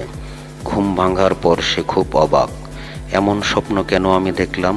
স্বপ্নের শেষতম আশ্চর্য হতে পারে, এটা জানা আছে তার। তবু তার মনে হলো এখন দুটো স্বপ্ন একটা দেখলে হতো। যেমন প্রথমত সে দেখতে পারত কাফরুলের জমিতে সে গোলাপ চাষ করছে, কারণ এরকম একটা ইচ্ছে তার। আর্মসের কারখানা সে বানাবে এমন চিন্তা দূরের কথা, ইয়ার্কি মেরেও সে ভাবেনি। সে ভেবে রেখেছে কাফরুলের জমিতে যতদিন পর্যন্ত মাল্টি স্টোরেজ জাতীয় কিছু কাজ আরম্ভ হচ্ছে না, সে কটা দিন সে ওখানে গোলাপ বাগান বানাবে। এটাও অবশ্যই ছেলে মানুষই একটা চিন্তা। বন্ধুরা জানলে তাকে হয়তো গোলাপ সুন্দর ডাকতে আরম্ভ করে দেবে। তবে সে যাই হোক, গোলাপের চিন্তা তার ছিল। সুতরাং এই স্বপ্নটা সে দেখতে পারত। দ্বিতীয়, সে দেখতে পারত কাফরুলের জমিতে বিউটি দাঁড়িয়ে আছে নগ্ন। তাকে ঘিরে আরেকটি নগ্ন শরীর পুরুষের, কিন্তু সে পুরুষকে চেনা যাচ্ছে না। যদি এরকম একটি স্বপ্ন সে দেখত, তবে সেটাই যথাযথ হতো, কারণ এখন বিউটির স্বপ্ন দেখারই কথা। ভালো হতো যদি সত্যি এই দ্বিতীয় স্বপ্নটা দেখত আর চিনে ফেলতে পারত বিউটির নগ্ন শরীর ঘেঁষে দাঁড়ানো নগ্ন পুরুষটিকে। এরকম ভাবতে ভাবতে এমন হলো, ওই দ্বিতীয় স্বপ্নটি দেখেনি ইমন, কিন্তু তার মনে হতে লাগলো ওই স্বপ্নটি সে দেখেছে। সে চোখ বন্ধ করে চেষ্টা করতে লাগলো বিউটির নগ্ন শরীর ঘেঁষে আরেকটি নগ্ন পুরুষ, এই দৃশ্যটি বন্ধ চোখের সামনে ভাসিয়ে রাখতে। এরপর সে নগ্ন পুরুষটিকে শনাক্ত করার চেষ্টা করল, কিন্তু সেটা সম্ভব না। ব্যর্থ হয়ে সে শূন্যে ঘুষি মেরে কে কে বলে চেঁচিয়ে উঠল। যে পর মুহূর্তে চেঁচিয়ে বলল, আমি না, আমি না। পর মুহূর্তে সে নিজেকে জিজ্ঞেস করল, তবে কে? প্রথমে তার রিপনের কথা মনে হলো। হ্যাঁ, হতে পারে, সে ভাবল। রিপনের চরিত্র সম্পর্কে তার ধারণা আছে। রিপন খুব সহজেই ওই কাজটা করতে পারে। নাকি রিয়াজের কথা মনে হলে কিছুক্ষণ থেমে থাকলো সে। রিয়াজ কি অমন কিছু করতে পারে? তার সঙ্গে সম্পর্ক ভালো না, কিন্তু এটা সে স্বীকার করে। তার বড় ভাইটি নিষ্পাপ, সরল, ভালো মানুষ। তবে কথা হচ্ছে, নিষ্পাপ, সরল, নিরীহ মানুষরাও অনেক সময় অমন কাজ করে ফেলে। নিজের বড় ভাইয়ের কথা ভাবতে অবশ্য তার কষ্ট হলো, কিন্তু আর কি বা ভাববে সে? এই দুজনের যেই কাজটা করে থাকুক, ভালো করে নেই। হ্যাঁ, স্বীকার করে সে, মাঝে মাঝে শরীর বড় অবুঝ, তবু কিছু কিছু বাজ বিচার থাকা ভালো। কাজের মেয়ের সঙ্গে এই কাজটি করা যাবে না এমন সে ভাবে না। তবে কাজের মেয়ের সঙ্গে ওই কাজটি করলে কী কী সমস্যা দেখা দিতে পারে সে বিষয়েও একটু ধারণা থাকা দরকার। এই এখন যেমন বিউটি ফিরে এলো তার বাপ চাচা নিয়ে, এলাকার লোকজনকে বলল, তারপর দল ভেদে চলে এলো বাড়িতে। সেটা কেমন দৃশ্য হবে? এই বাড়ির লোকজনের কথাটা পছন্দ হবে? ওই দৃশ্য, যে কাণ্ডটা ঘটিয়েছে তার কেমন লাগবে ওই দৃশ্য? এবং জানাজানির পর তার স্ত্রীর? মুনাল বলল, তোমার সঙ্গে আমার ঝগড়া আছে, নইলে তোমাদের বাসায় আর আসতাম না। ঝগড়া করবে? কিন্তু আমার মন খুব খারাপ সোনাল, আমাদের বাসায় একটা বাজে ব্যাপার ঘটেছে। সেই জন্য তো আমি দায়ী নই। এদিকে আমি যে কারণে ঝগড়া করতে চাচ্ছি তার জন্য তুমি এককভাবে দায়ী। ঠিক আছে, বলো শুনি। তুমি বাঙ্গি বাবুকে ওসব কথা বলে এসেছো কেন? কি কথা? আমি বাঙ্গিকে কি বলেছি সেটা তুমি জানো না? কিন্তু আমার জানতে হবে কি? ও তোমাকে বলেছে। তুমি ওকে বলেছ ইউ আর ইন লাভ বলেছ। বললে ও মিথ্যে কিছু বলেনি। স্ট্রেঞ্জ। শোনো ইমন, আমরা কিন্তু প্রথমেই বলে নিয়েছিলাম আমরা কেউ কারো প্রেমে পড়ব না। তুমিও শোনো, বলে যেমন থেমে পড়া যায় না, বলে তেমনি প্রেম বন্ধনও রাখা যায় না। কিন্তু আমাদের কথা ছিল ওরকমই। ছিল, অল রাইট। কিন্তু বললাম না, বলা বলি করে এসব করা হয় না, বন্ধও রাখা যায় না। প্রেম হচ্ছে মনের অদ্ভুত এক অবস্থা। সেটা আমার তোমার কাছ থেকে জানতে হবে না প্রেম কি, সেটা আমি জানি, কারণ তুমিও আমার প্রেমে পড়েছ। Simply ridiculous. শুনো, তুমি আমার প্রেমে পড়তে পারো, কিন্তু আমি তোমার প্রেমে পড়নি। তাহলে কেন তুমি বাঙ্গিকে বললে? আমি তো লেসবিয়ান সিমিকেও বলেছি। মানে কেন? সেদিন ওর কথাবার্তা শুনে মনে হচ্ছিল তোমার প্রতি ওর একটা অ্যাট্রাকশন গ্রো করছে। আক্রান্ত হতে পারো।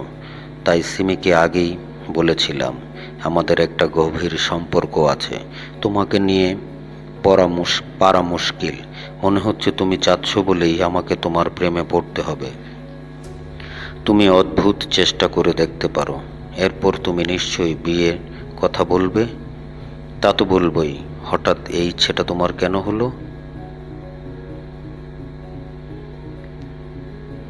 অপমান করছো? তোমাদের বিদ্যার যে বহর, নাও শুনতে পারো। পড়তে পড়তে মনে হলো তোমাকে আমার বিয়ে করা উচিত। কি লেখা আছে ওখানে? অনেক কিছু। ইমন টেবিলের উপর থেকে এক পাতা কাগজ তুলে নিল, বলল, অনেক কিছু লেখা আছে। এটা পড়ে তোমার বিয়ে করার কথা মনে হলো কেন? বিয়ের পর কিছুদিন পর থেকে আমরা দুজন মিলে এই অংশটুকু পড়ব, আর দুজন দুজনের উপর বিরক্ত হব। আমরা ক্লান্ত হব, বিরক্ত হব এবং ভাবব জীবন অন্যরকম হতে পারত। বিয়ের পর ওসব ভাবনা এমনই আসবে না। ওর জন্য ইন্টিমেট জার্নাল পড়তে হবে না। ঠিক আছে, তাই ঠিক, আমরা দুজন মিলে বসে পড়ব। মোনাল আমাকে বিয়ে করবে? আমি আনুষ্ঠানিক প্রস্তাব রাখছি। ভেবে দেখি, তুমি বলেছিলে তোমার খুব মন খারাপ। ওসব পড়ার পর থেকে মন খারাপ না, অন্য একটা কারণে আমাদের বাড়ির সবাই আপসেট। মোনাল কৌতূহলী হয়ে উঠল। বাড়ির সবাই আপসেট? তুমি কি অঘটন ঘটিয়েছ? আমি না, শোনোই না তুমি। আমাদের বাসার কাজের মেয়েটা ছিল না, ওই যে আমি বলেছিলাম খুব সুন্দরী, ও কদিন আগে ওর বাড়িতে গেছে কুমিল্লায় আমার খালার থাকে। খালাকে গিয়ে ও বলেছে ও নাকি এ বাড়ির কারো মাধ্যমে প্রেগন্যান্ট। মোনাল অবাক হয়ে ইমনের দিকে তাকালো। এ বাড়ির কারোর মাধ্যমে মানে? হ্যাঁ, সে ওরকমই বলছে ও। মানে এ বাড়ির কেউ ওর সঙ্গে ওই কাজটা করেছে। মোনাল চুপ করে থাকলো। কি যে একটা ব্যাপার না, সত্যি মিথ্যা জানি না, কিন্তু সত্যি সত্যি সেরকম কিছু হলে। মোনাল চুপ করে থাকলো। মেয়েটা মিথ্যা বলছে না সত্যি কিছু এটা ব্যাপার আছে। তুমি জানো, আমি সব সময় বলি কিছুই অসম্ভব না, বিশেষ করে সেক্সের ক্ষেত্রে। মোনাল বলল, মেয়েটা তো রোজ সকালে তোমাকে নাস্তা দিয়ে যেত। খুব গল্প টল্প করতো, তোমার ঘরটর পরিষ্কার করতো, তুমি একা একা থাকতে। হ্যাঁ। আরে দাঁড়াও, এসব কথা কেন বলছো তুমি? মোনাল হাসলো। আর তুমি তো সবসময় হর্ন দিয়ে থাকো। আমি করিনি। Believe me, I didn't do it. Monal উঠল, আমি যাচ্ছি। ইমন একদম অবাক হয়ে গেল। ইটস নট ফেয়ার মোনাল, তুমি আমার সঙ্গে এমন ব্যবহার করতে পারো না। মোনাল সামান্য হাসল। আমি ভেবেছিলাম তোমার প্রেমে পড়ব। I was really thinking that. কিন্তু এখন আমার মনে একটা সন্দেহ হয়েছে। এটা সন্দেহটা না যাওয়া পর্যন্ত আমি তোমার কাছে আর আসব না। Am I clear? মোনালের উপর প্রচণ্ড রাগ হলো ইমনের, তবে এই রাগটা থামল না। ইমন এক সময় দেখল রাগটা নেই তার, তবে কি এক অস্থিরতা আছে, নিজেকে অসহায় মনে হচ্ছে। সে কিছুক্ষণ তার ছোট ঘরে এক মাথা এ মাথা ও মাথা পায়চারি করল। তারপর সে ঘর বন্ধ করে উঠে এলো দোতলায় উঠে সে উঠে একটু লজ্জা লাগলো তার। সে নিশ্চিত করে জানে দুভাবি ধরেই নিয়েছে ওই কাজটার জন্য সেই দায়ী। ছোট ভাবির সমস্যা আছে, সে কিছু বলার সাহস পাবে না, কিন্তু বড় ভাবি বলা যায় না, সবার সামনে তার উপর দোষ চাপিয়ে দিতে পারে। সম্ভবত বাবা ও মার ও এরকমই ধারণা, এরকম ভাবাটাই স্বাভাবিক। ইমন জানে সেটা, তবু তার রাগ হলো। কেন তারা এরকম ভাববে?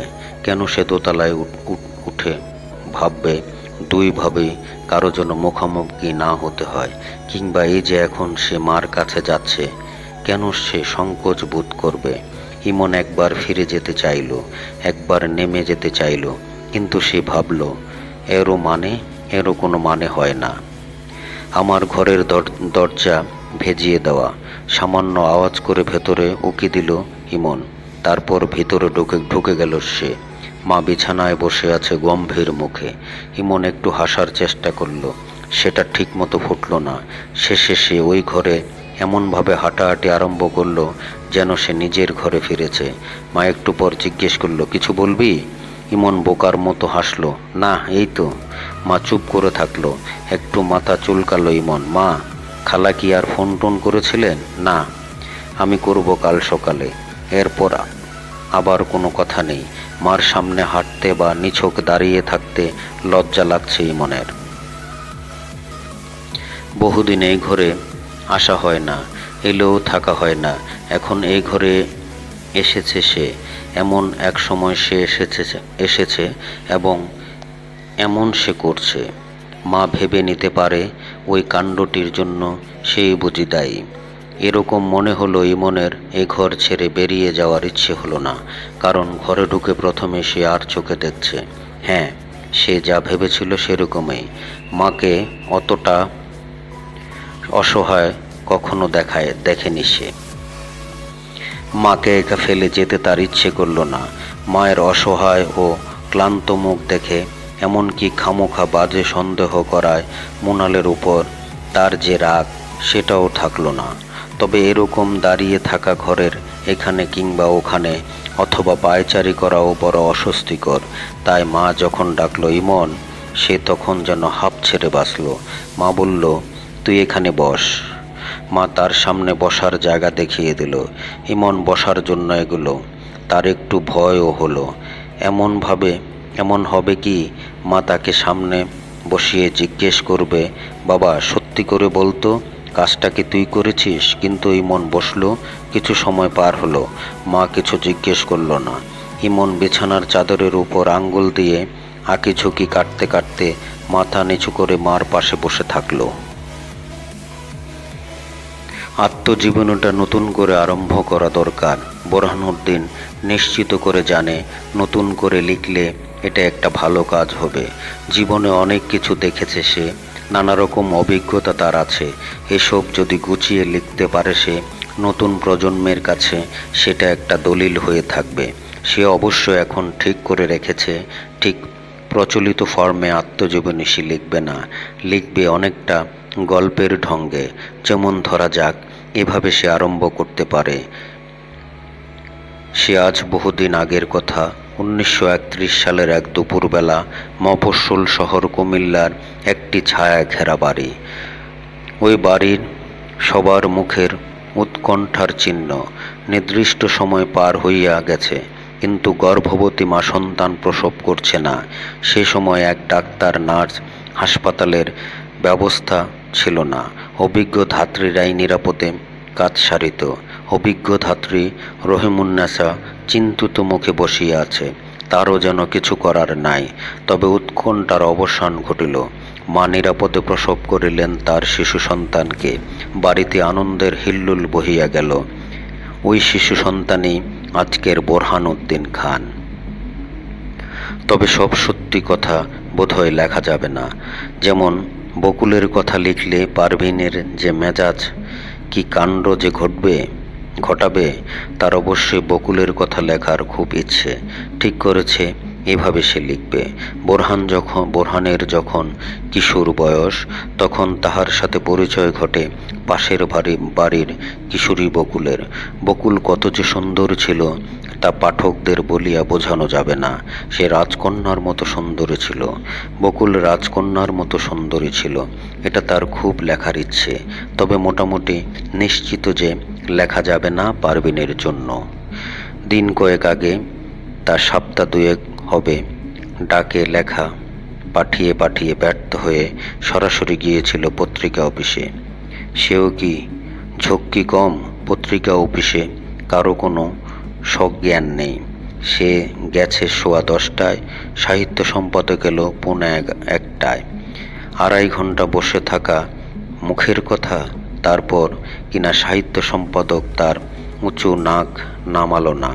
ইমনের বয়সী ছেলে তাকে কিনা বলে, বোরহান সাহেব। কবিতার দিকে আর চোখে তাকাতে তাকাতে বলল, বোরহান সাহেব, আপনার কবিতা তো হয়নি, এটা ছাপা যাবে না। সে খুব বিনীত গলায় জানতে চাইল, কেন হয়নি? আপনার কবিতার যে স্ট্যান্ডার্ড, সেটা আপনাকে বলে বোঝানো যাবে না। বোরহানউদ্দিন জানে এটা ঠিক কথা না, সে বুঝতে চায়, কিন্তু এই সাহিত্য সম্পাদক লোকগুলোর ধৈর্য খুব কম। এরা কথা শুনতেও চায় না, বলতেও চায় না, শুধু কবিতার উপর চোখ বুলিয়ে বলে দেয়, হয়নি। ছোকরা বয়সী আরেক সাহিত্য সম্পাদক তার দিকে কতক্ষণ অপলক তাকিয়ে থেকে বলল, চাচা মিয়া, আপনি কবিতা লেখেন কেন? বাদ দেন, অন্য কাম করেন। শুনে তার মেজাজ গরম হয়ে গিয়েছিল। কেন সে কবিতা লেখে এটা এই পুচকে ছেলেকে বলতে হবে? বললে বুঝবে। তবে মেজাজ দেখাবার যেহেতু উপায় নেই, সে বলেছিল, কেন আমার কবিতা হয় না? হয়। আপনি তো কবিতা মনে কইরাই লিখেছেন, তাই না? ওটা কবিতা হয় নাই, এটা আমি বলার কে? তবে চাচা মিয়া, ছাপানোর মতো হয় নাই। তাহলে গল্প দেখেন, আমি গল্পও লিখি। ভালো গল্প ছাপতে পারবেন? চাচা মিয়া, গল্প দেখে লাভ নাই। কেন? বোরহানউদ্দিন খুব অবাক হয়ে গিয়েছিল। আপনার কবিতা দীক্ষা বুঝেছি, গল্পও ছাপাতে পারবো না। আশ্চর্য, না দেখে আপনি কি করে বুঝলেন? জি, বুঝি বলেই আমরা আমারে এই চেয়ারে বসাইছে। বোরহানুদ্দিন ফিরে বিভিন্ন পত্রিকার চিঠিপত্র কলমে চিঠি পাঠিয়েছিল। সে সাহিত্য সম্পাদকের অশুভ আচরণ সম্পর্কে লিখেছিল, বলেছিল এর প্রতিকার হওয়া উচিত। মাত্র একটি পত্রিকায় তার চিঠি ছাপা হয়েছিল, সেটা সে যত্ন করে রেখে দিয়েছে। তবে সব সাহিত্য সম্পাদকই যে বিতল টাইপের ইচড়ে পাকা তা নয়।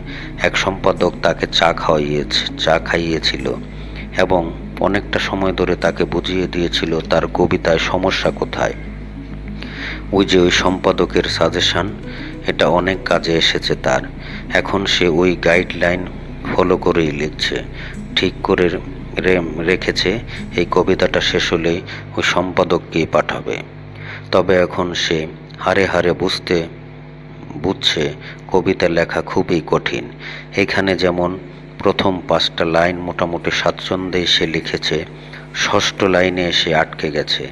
আগে তার কোনো ধারণাই ছিল না, এখন সে ঠিক বুঝে একটা শব্দের ক্ষমতা কত বেশি হতে পারে। যেমন ওই সাহিত্য সম্পাদক অনেক কথার মধ্যে এমন একটা কথাও বলেছিল যে আধুনিক কবিদের বিজ্ঞান মনস্ক হতে হবে। সে তাই এই কবিতায় কম্পিউটার শব্দটার ব্যবহার করেছে। সে বুঝতে পারছে এই শব্দটা ব্যবহার করার ফলে তার কবিতাটা বেশ শক্তিশালী হবে। অবশ্যই আপাতত এই কবিতাটা শেষ হবে না, সে বুঝতে পারছে। শেষ করতে পারলে ভালো হতো। এখন অন্য কিছুই তার করতে ইচ্ছে করছে না, কিন্তু কোনো শব্দ নেই মন তো। তাই সে কবিতার খাতাটা বন্ধ করে দিল। উঠে দাঁড়িয়ে মৃদু গলায় বলল, যারা পুরোপুরি জড়িত নয় তারা কখনো বুঝতে পারবে না কি যে পরিশ্রমের কাজ এই লেখালেখি। লুঙ্গিটা শক্ত করে বেঁধে নিয়ে সে ঘর থেকে বেরিয়ে ছাদে গেল। আসলে ওই সাহিত্য সম্পাদকের কাছে ধর্ণা না দিয়ে একটা বই বের করে ফেলতে পারত, তখন দেখা যেত। কিন্তু এখন সেটা অসম্ভব বলা যায়। বই বের করার পয়সা নিতে হবে পারভিনের কাছ থেকে। এখন যে অবস্থা, ওই কথা সে বলতে পারবে না। তাছাড়া সাহিত্য কথা বলতে কি, তার নিজের মনটাও বড় বিক্ষিপ্ত। এসব লেখালেখি, বই বের করা, এসব সে এখন ভাবতে চায় না। আবার বিউটির ওই ব্যাপারটা ভুলে থাকার জন্য সে এখন লেখালেখিতে সম্পূর্ণ জড়িয়ে থাকতে চায়। ছাদে এসে একবার সে নিচে যাওয়ার কথা ভাবল, সেটা অবশ্য এক মুহূর্তের জন্য। তারপরে ইচ্ছাটা সে বাদ দিল। সে এখন নিচে যাবে না। সে এখন ওদের কারো মুখোমুখি হবে না। তবে ছাদে একা দাঁড়ালে নিজের মুখোমুখি হতে হয়।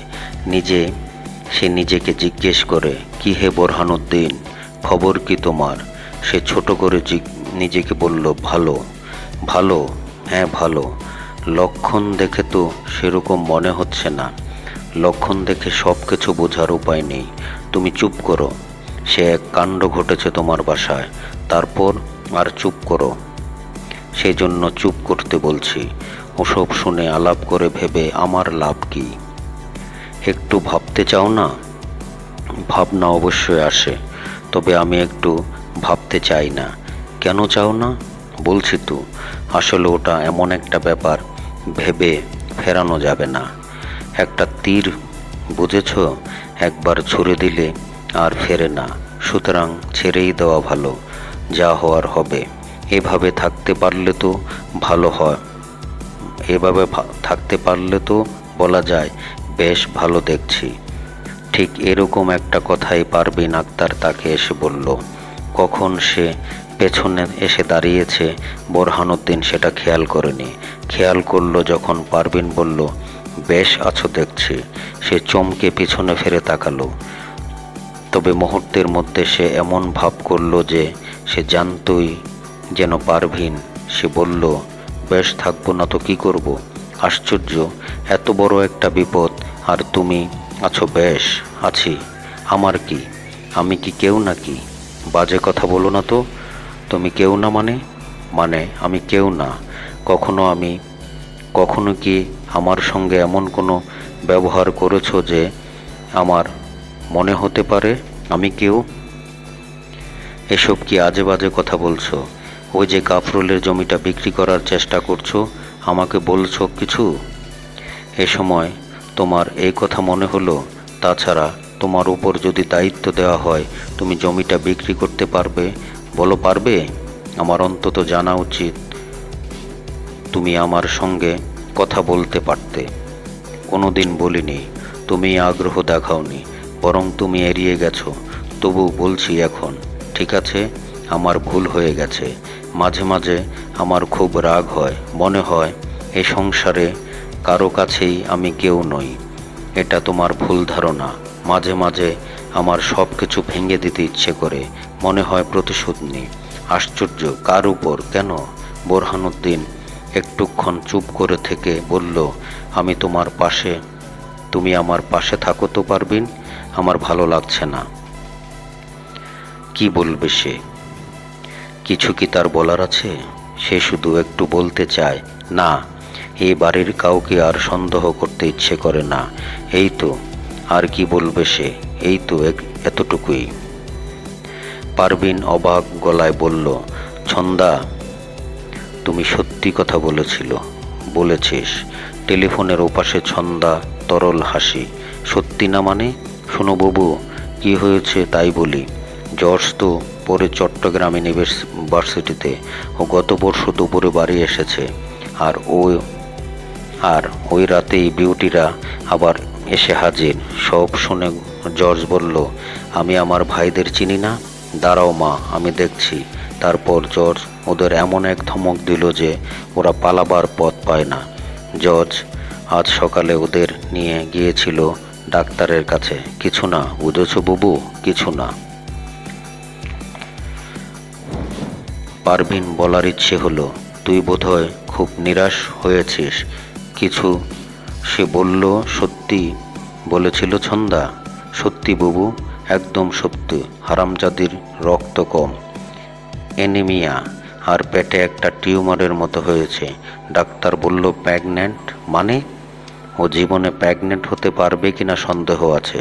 পারভিন ছেলে মানুষের মতো হাসল। উফ, হারামজাদিটাকে কাছে পেলে রাখি ছন্দা। সবাইকে বলতে হবে, বাড়ির সবার কি যে অবস্থা। সে আমি দিয়েছি এক চোট। বুবু, যা চিন্তায় পড়েছিলাম। পারভিন বলার ইচ্ছে হলো, আবার খুশিও হয়েছিল। তবে সে বলল, রাখি ছন্দা। আসলে খামোখা হুমকি দিয়ে কিছু টাকা পয়সা আদায়ের চেষ্টা। পারভিন বলল, রাখি ছন্দা, তোমরা একবার সবাই মিলে আসো না কুমিল্লায়। সেই কবে থেকে বলছি। পারভিন বলল, রাখি ছন্দা। টেলিফোনের রিসিভার নামিয়ে রাখার পর কয়েক মুহূর্ত কি ঘটল পারভিন বুঝতে পারল না। তবে সে দেখল এক এক করে সবাই ফ্যামিলি লাউঞ্জে হাজির।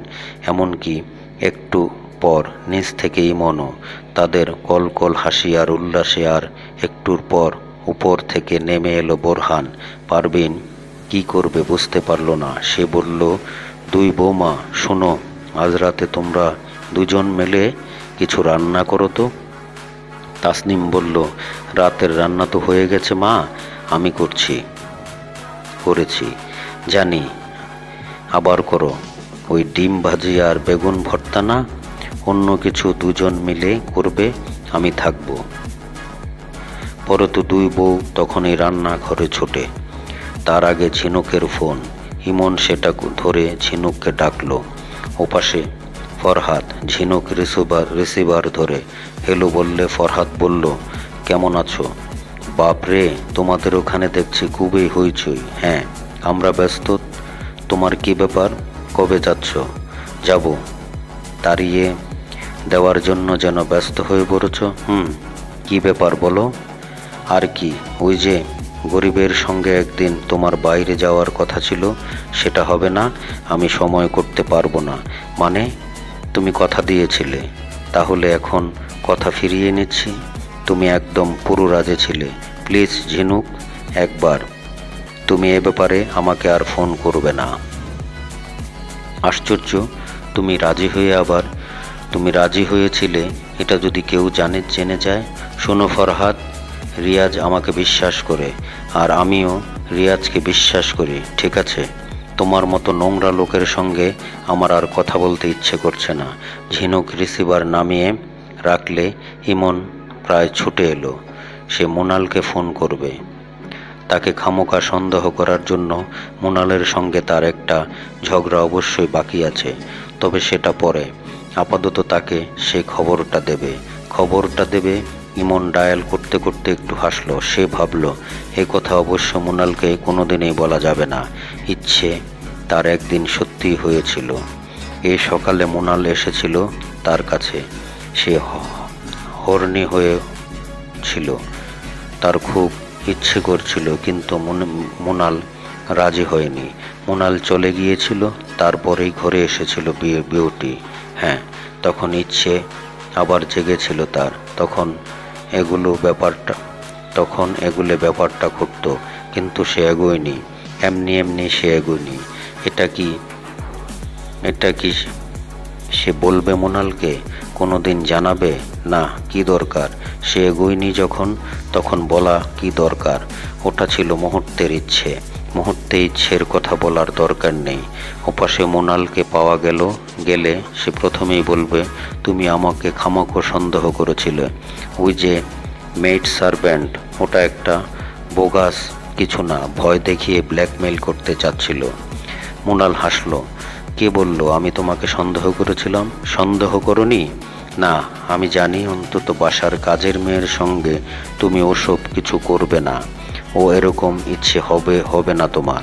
তাহলে তুমি যদি অনবরত ইয়ার্কি মারতে পারো আমার সঙ্গে, আমি মাঝে মাঝে মারতে পারি। আমি দেখলাম অভিমানে তোমার মুখ একদম ছেলে মানুষের মতো হয়ে গেল। আচ্ছা, আমারও সুযোগ আসবে। কাল আসছো? ইন্টিমেট জার্নাল পড়ে শোনাবো। আমার প্রস্তাবটা বিবেচনা করেছ? ইন্টিমেট জার্নাল শুনতে ঠিক আছে। রিপনের একবার ইচ্ছে হলো তাসনিমকে কাছে ডেকে সে বলে, তুমি কি আমাকে সন্দেহ করেছিলে? স্বামী সম্পর্কে এই ধারণা তোমার? এই কথা সে অবশ্যই জিজ্ঞেস করবে, তবে এখন না, পরে জিজ্ঞেস করবে হাসতে হাসতে। তার আগে একটা ব্যাপার অবশ্যই ঠিক করে নিতে হবে। না, ওসব না, বাইরে ওসব আর না। চেষ্টায় কি না হয়, চেষ্টা করবে সে। এটা পারতে হবে তাকে। পারলে একদিন সে হাসতে হাসতে তাসনিমকে জিজ্ঞেস করবে, বলো তো শুনি, তুমি কি আমাকে সন্দেহ করেছিলে? তাসনিম টের পেল রিপনের উপর তার কোনো রাগ নেই, বরং নিজেই তার দোষী মনে হচ্ছে। সে কি আজ রাতে রিপনকে বলে দেবে শকুর কথা? সামান্যক্ষণ ভাবল সে বলবে, কিন্তু কি বলবে? শকুর সঙ্গে কিছুই ঘটেনি তার। রিপনের সঙ্গে রাগ করে সে একটি দুটি পা ফেলেছিল শুধু। এটা এমন কোনো ঘটনা নয়, সে বলতেই হবে। তবে সে আজ না হোক কোনোদিন হাসতে হাসতে স্বীকার করবে, হ্যাঁ, রিপনকে সন্দেহ হয়েছিল তার। রিয়াজ বুঝতে পারল আজ রাতে সে ঝিনুককে অবাক করে দিতে পারবে। উত্থান সে টের পাচ্ছে, তীব্র এক উত্থান। ঝিনুক অবাক হবে না। অবাক হয়ে কি ঝিনুক বলবে, বাহ, বিউটির অমন কিছু হয়নি শুনে তুমি জেগে উঠলে? ঝিনুক হয়তো এরকমই বলবে। তাকে কি তখন পুরোটা বলে দেবে সে? বলবে কি, এই উত্থান আরও কয়েকদিন আগের এক শুক্রবার ঝিনুক রুটিন মতো তার বাবার বাড়ি গিয়েছিল রুবাবকে নিয়ে। ওই শুক্রবার দুপুরে গোসল করতে করতে পাশের ঘরে বিউটির সারা শব্দ পেয়েছিল সে। দু চারটে কথা হয়েছিল তার সাথে। তখন কেন বা রিয়াজ জানে না, হঠাৎ তীব্র এক উত্থান সে বোধ করেছিল। না, বিউটির প্রতি ছিল ওই উত্থান। নির্দিষ্ট করে এমন কিছু নয়, নির্দিষ্ট করে এটা তার মনে হয়নি, তবে তীব্র অস্থির উত্থান ছিল সেটা। কিন্তু এত বিস্তারিত বলার কি দরকার আছে ঝিনুককে? না, দরকার নেই, কিছুই বলার দরকার নেই। সে উত্থান ফিরে পেয়েছে, শুধু এইটুকুই। রাতে তারা সবাই খেতে বসলো একসঙ্গে। একসময় পারভিন বলল, সবাই যখন তোমরা আছো, আমি একটা কথা বলি, এই যে লোকটা উপরে উঠে আছে এর কোনো মানে হয় না। এই বয়সে একটা লোক কি একা একা থাকতে পারে? বোরহানুদ্দিন কিছু একটা বলতে নিল। চুপ! পারভিন মৃদু ধমকালো। একটা কথাও বলবে না তুমি। দোতলায় ঘরেই তুমি যথেষ্ট সাহিত্য সাধনা করতে পারবে। তোমরা 3 ছেলে এখানে আছো, 2 বৌমা এখানে আছে, তোমরা এই লোকটাকে বোঝাও। বোঝানোর কিছু নেই। সবাই হৈ হৈ করে উঠল। বোরহানুদ্দিন তখনই রাজি। রাতে খেয়ে এসে প্রথমে তার লেখার কাগজপত্র নামালো সিঁড়িঘর থেকে। টেবিল দোতলার ঘরে আছে, সুতরাং ওটা নামানোর কোনো দরকার নেই। ওই টুকটাক কাজগুলো সেরে সে কতক্ষণ গল্প করলো পারভিনের সঙ্গে। তারপর বলল, লিখতে বসি কেমন? খাওয়ার একটু একটু লেখার অভ্যাসটা আমি রাখতে চাই। পারভিন তখন রাজি। হ্যাঁ, নিশ্চয়ই, লিখতে বসো তুমি। বোরহানুদ্দিন লিখতে বসলো, আর পারভিন খাটে বসে তার দিকে তাকিয়ে থাকলো। বোরহানুদ্দিনের দিকে তাকিয়ে থাকতে থাকতে পারভিনের এমন ইচ্ছে তার অবশ্যই ছিল না। কায়সার জামানের কথা মনে পড়ে গেল। কায়সার জামানের কথা মনে পড়ায় সে লজ্জিত হলো। সে অন্য কিছু ভাবতে চাইল, কায়সার জামানের কথা মনে করতে চাইল না, কিন্তু সে এড়াতেও পারল না। তার মনে আছে, কায়সার জামান যখন লিখত সে মাঝে মাঝে চুপচুপ করে তার পেছনে গিয়ে দাঁড়াতো। এটা তার মা একটু পছন্দ করত না। বকুনি খেয়েছে সে অনেক, কিন্তু সে না যেয়েও পারত না। সে চাইতো কায়সার জামানকে চমকে দিতে, কিন্তু হতো অন্যরকম। কায়সার জামানই তাকে চমকে দিত। আসলে সেরকমই বোধহয় সে চাইতো। তারপর একদিন তার যখন বিয়ের কথাবার্তা চলছে পাশাপাশি বাসা, কায়সার জামানরাও জানতো সে কথা। এক দুপুরে সে গেল। কায়সার জামান বলল, তোমাকে নিয়ে আমি একটা কবিতা লিখেছি, শুনবে? কবিতার নাম তুমি চলে গেলে। কবিতা শুনে পারভিন অপ্লুত হয়ে গিয়েছিল। কায়সার জামান বলেছিল, পারভিন, আমি তোমাকে দেখব। সে প্রথমে বুঝতে পারেনি। দেখছেনই তো? এভাবে না, আমি তোমাকে পুরোপুরি দেখব। শোনো, সারা শরীরে হিম একটা স্রোত না? হ্যাঁ, আমি দেখব তোমাকে। না, আমি যাব, আমার ভয় করছে। একজন কবি তোমাকে দেখতে চাচ্ছে, কবির ইচ্ছে অপূর্ণ রাখতে নেই। পারভিন, তুমি জানো আমি তোমাকে ভালোবাসি, আমার ভয় করছে, আমি যাব। সে যেতে পারেনি। কায়সার জামান তাকে দুহাত টেনে নিয়েছিল, কাছে টেনে নিয়ে তার শরীর থেকে এক এক করে সব পোশাক খুলে ফেলেছিল। তারপর তারা মিলিত হয়েছিল। ওটাকে অবশ্যই মিলন বলা উচিত না। কায়সার জামান তাকে দেখলো, দখল করেছিল। সে শুধু ফিসফিস করে বলেছিল, আমার কিছু হবে না তো? তার কিছু হয়নি। কায়সার জামানের সঙ্গে তার মিলনও ওই একবারেই। ওর কথা তার মনেও পড়ে না, তবে আজ মনে হলে তার চোখে পানি জমে গেল।